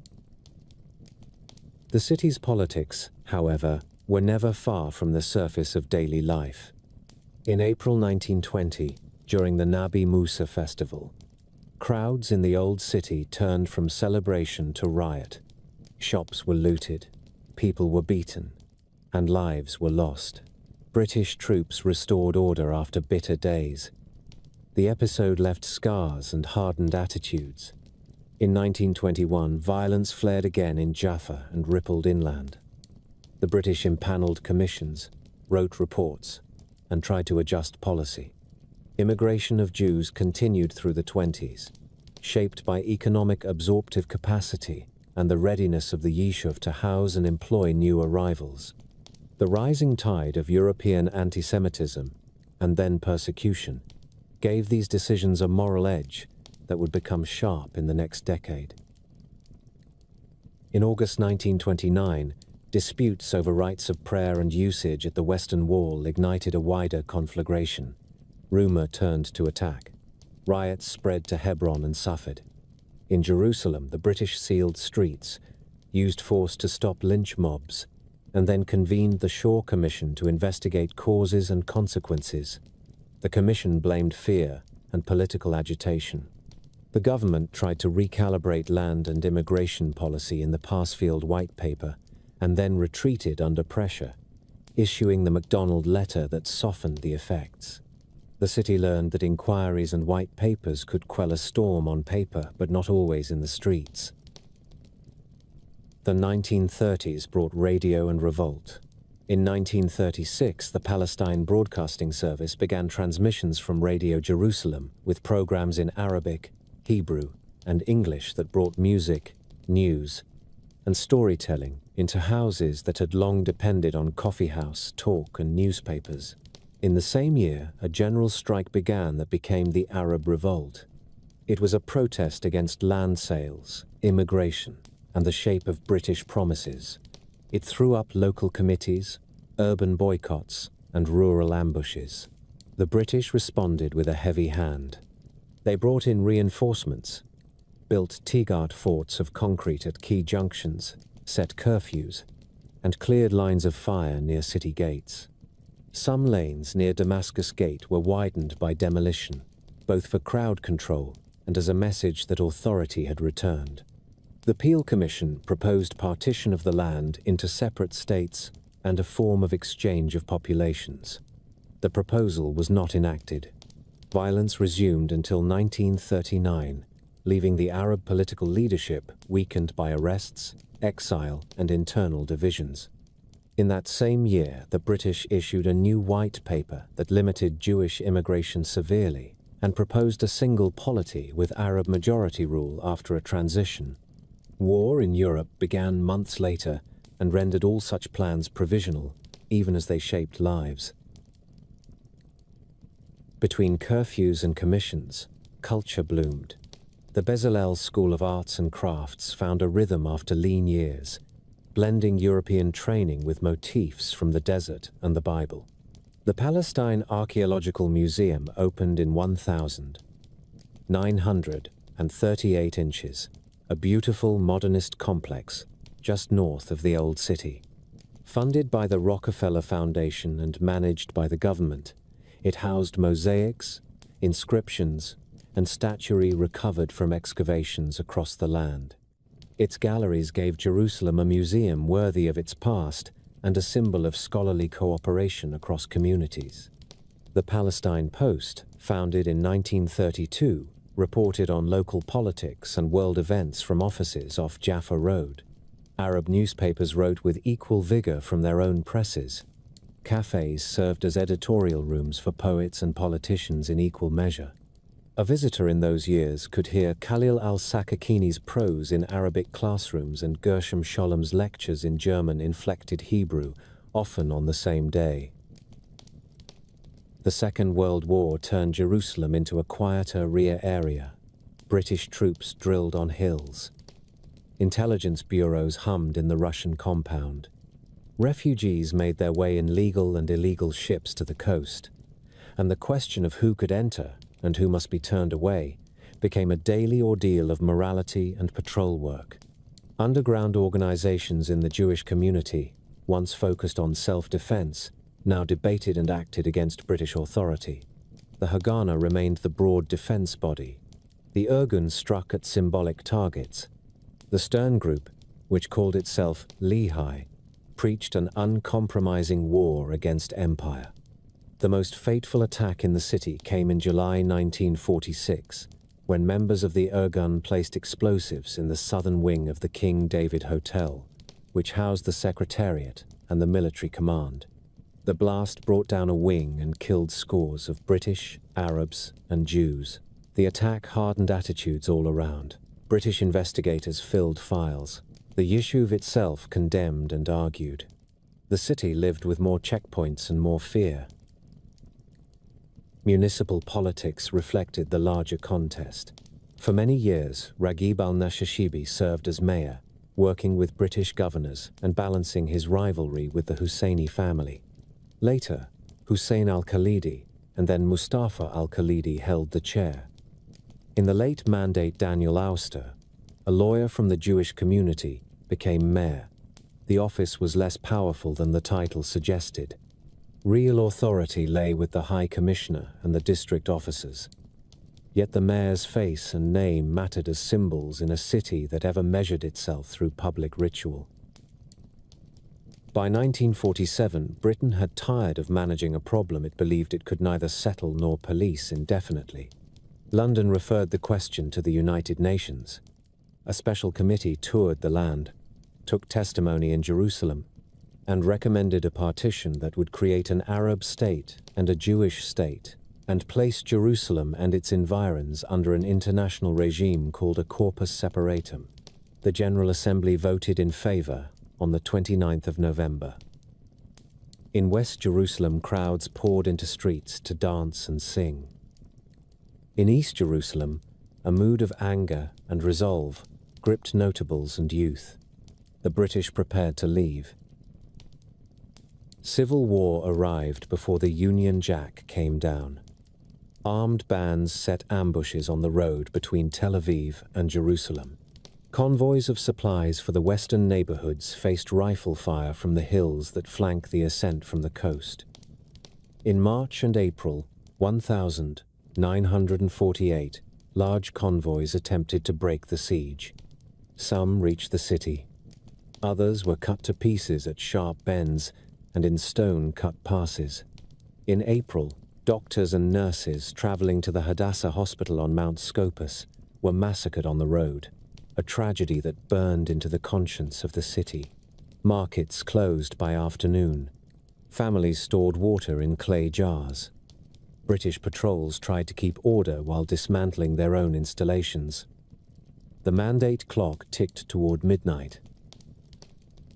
On the eve of the British departure, Jerusalem stood both familiar and transformed. The old city walls that Suleiman had raised still cast their evening shadow across the markets. The lights of new neighborhoods glowed on western and southern hills. Church bells and the call to prayer still braided the air. The Supreme Muslim Council guarded the Haram. The Latin custody guided pilgrims to the sepulchre. The Hebrew University waited on Mount Scopus, above the now perilous road. The city had learned modern habits while keeping ancient vows. It had absorbed radio and electricity, a museum and a newspaper, a train and 100 new streets. It had also absorbed fear. The next chapter would begin with gunfire at dawn and lines drawn on city streets with barrels and barbed wire. War wrote a border through neighborhoods. In May 1948, the old city fell to the Arab Legion after weeks of street fighting. The Jewish quarter surrendered, and its residents were expelled. Synagogues, among them the Herva, were left in ruins. West of the walls, the new state held its ground behind sandbags and wire. The siege of West Jerusalem was broken by a rough supply road pushed over the hills that people quickly called the Burma Road. By the 1949 armistice, the city stood cut in two. Israel governed the west. Jordan governed the east, including the old city and the Mount. Between them lay coils of barbed wire, sniper posts, and a thin strip of no man's land. Daily life adjusted to the line. The only civilian crossing was the Mandelbaum Gate, a guarded passage used by diplomats, clergy, and a trickle of journalists and pilgrims. Mount Scopus became an Israeli enclave, home to empty university buildings and the silent shell of the Hadassah Hospital, kept alive by fortnightly United Nations convoys. On the west side, ministries moved from the coast and the Knesset convened, first in a rented hall and then on a new campus at Givat Ram. The National Library and a revived Hebrew University rose nearby. Hadassah rebuilt at Ein Kerem in the hills, marrying clinical work to research and nursing education. Yad Vashem was founded on Mount Herzl to record names and memory in a city that already lived on both. East Jerusalem was integrated into the Hashemite kingdom. Jordan extended law and citizenship and invested in roads, schools, and the repair of shrines. The Haram was maintained by the Waqf. The tiled skin of the dome and the roofs of Al-Aqsa were patched and strengthened. Christian custodians kept the status quo at the Holy Sepulchre. Pilgrims came in large numbers, particularly at Easter. Jews could not visit the Western Wall or the Mount of Olives. Many graves on the ridge suffered neglect and theft of stones for building. The Jewish quarter within the walls remained a scar of collapsed arches and blackened domes. The city grew outward on both sides of the line. In the west, new neighborhoods climbed the ridges and government compounds filled with civil servants and archives. In the east, families built in Wadi al-Jawz, Sheikh Jarrah, and the gentle hills north of the old city. Commerce threaded around the barrier. Wholesale markets moved to the edges. Workshops clustered near the road to Ramallah and in the valleys west of the railway cut. Events far away reached the hill. In 1964, Pope Paul VI came on a brief pilgrimage, the first reigning pope to visit in modern times. He prayed at the holy places and met the ecumenical patriarch, an encounter that opened a new era in Christian relations. The visit also signaled that Jerusalem, divided and tense, still held the allegiance of millions. The quiet ended in June 1967. War began on multiple fronts. After Jordanian guns opened fire and units moved to seize government positions, Israeli forces struck hard in the city. The fight raged at Ammunition Hill and along the line of fortifications that guarded the approach to the walls. On the morning of June 7, Israeli paratroopers entered through Lion's Gate and reached the open courts of the Mount. A terse field report crackled over the radio. The Temple Mount is in our hands. The old city was taken with remarkable speed. Fighting ended within hours. The aftermath remade streets and maps. Israel extended municipal law to East Jerusalem and greatly enlarged the city limits to include surrounding villages and new tracts of ridge and valley. The government pledged protection for all holy places and kept the status quo for Christian sanctuaries. Administration of the Haram remained with the Islamic Waqf, while Israel controlled security and access. Jews returned to the Western Wall after 19 years of absence. The cramped Moroccan quarter by the wall was cleared within days, and a broad plaza laid out for worship and public ceremony. Roads were opened between east and west. The Mandelbaum Gate came down. Within months, municipal crews were paving lanes that had been dead ends since the armistice. For 19 years, the city had lived as two towns with one memory. In a single week, it became one municipality with many claims. The questions that followed would shape everything that came after. Who belongs where? Which borders count? How sacred space is protected and shared? In Jerusalem, those are not abstractions. They are streets and stones and days of the calendar. The June War ended with a gate flung open and a city drawn within one municipality. Armored columns gave way to surveyors and street crews. Lanes that had stopped at barbed wire were joined, and the old city once more became the center of a daily orbit. Israel extended its law to East Jerusalem and enlarged the municipal boundary over surrounding ridges. The government announced protection of every holy place. The Islamic Waqf continued to administer the Haram al-Sharif. Christian custodians kept the ancient status quo at the Holy Sepulchre. Jews returned to the Western Wall, and a broad plaza was laid where a cramped quarter had stood. The map had changed. The obligations had multiplied.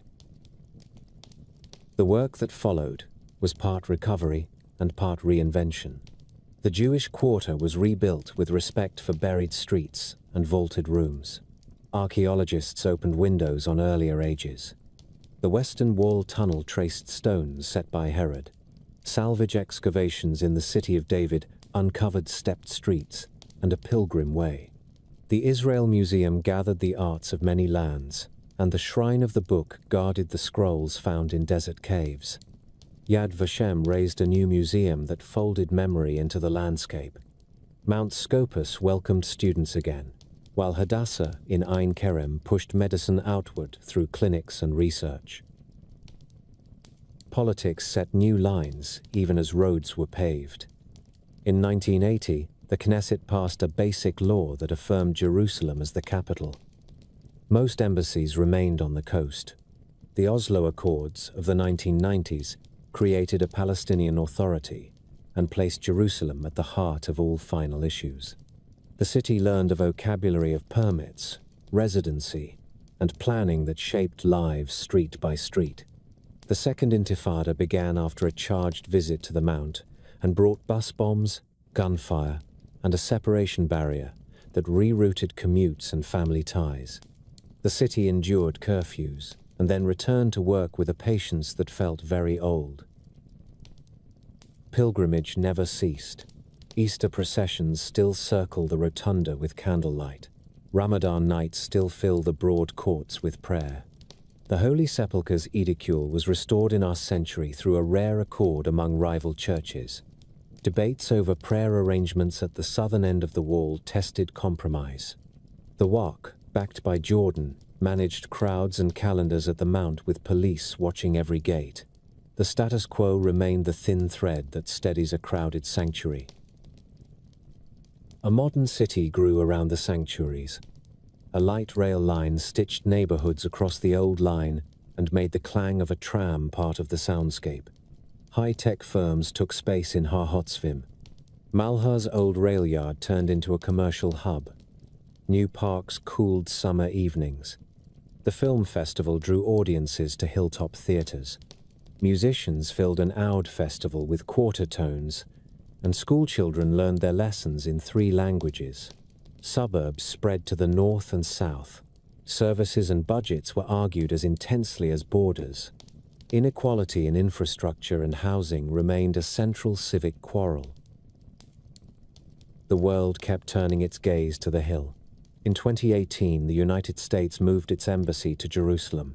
Other states weighed their own choices. Regional diplomacy shifted with new accords, while the city's own diplomacy remained the art of daily coexistence. Protests rose over evictions and zoning, and over the right to march or to pray along certain routes. Flare-ups around the Mount brought rockets and sirens that tied Jerusalem to battlefields beyond the horizon. In pandemic years, the alleys fell quiet, and then filled again with masked pilgrims who walked by habit more than by itinerary. To walk Jerusalem today is to travel through its archive. Suleiman's walls hold a skyline of cranes. Mamluk schools frame views of a gilded dome. Ottoman fountains still pour beside a tram stop. A museum label sits above a Roman lintel. The markets run on cash and on code. The city remains a sanctuary, a capital, a neighborhood argument, and a promise. No single story can own it.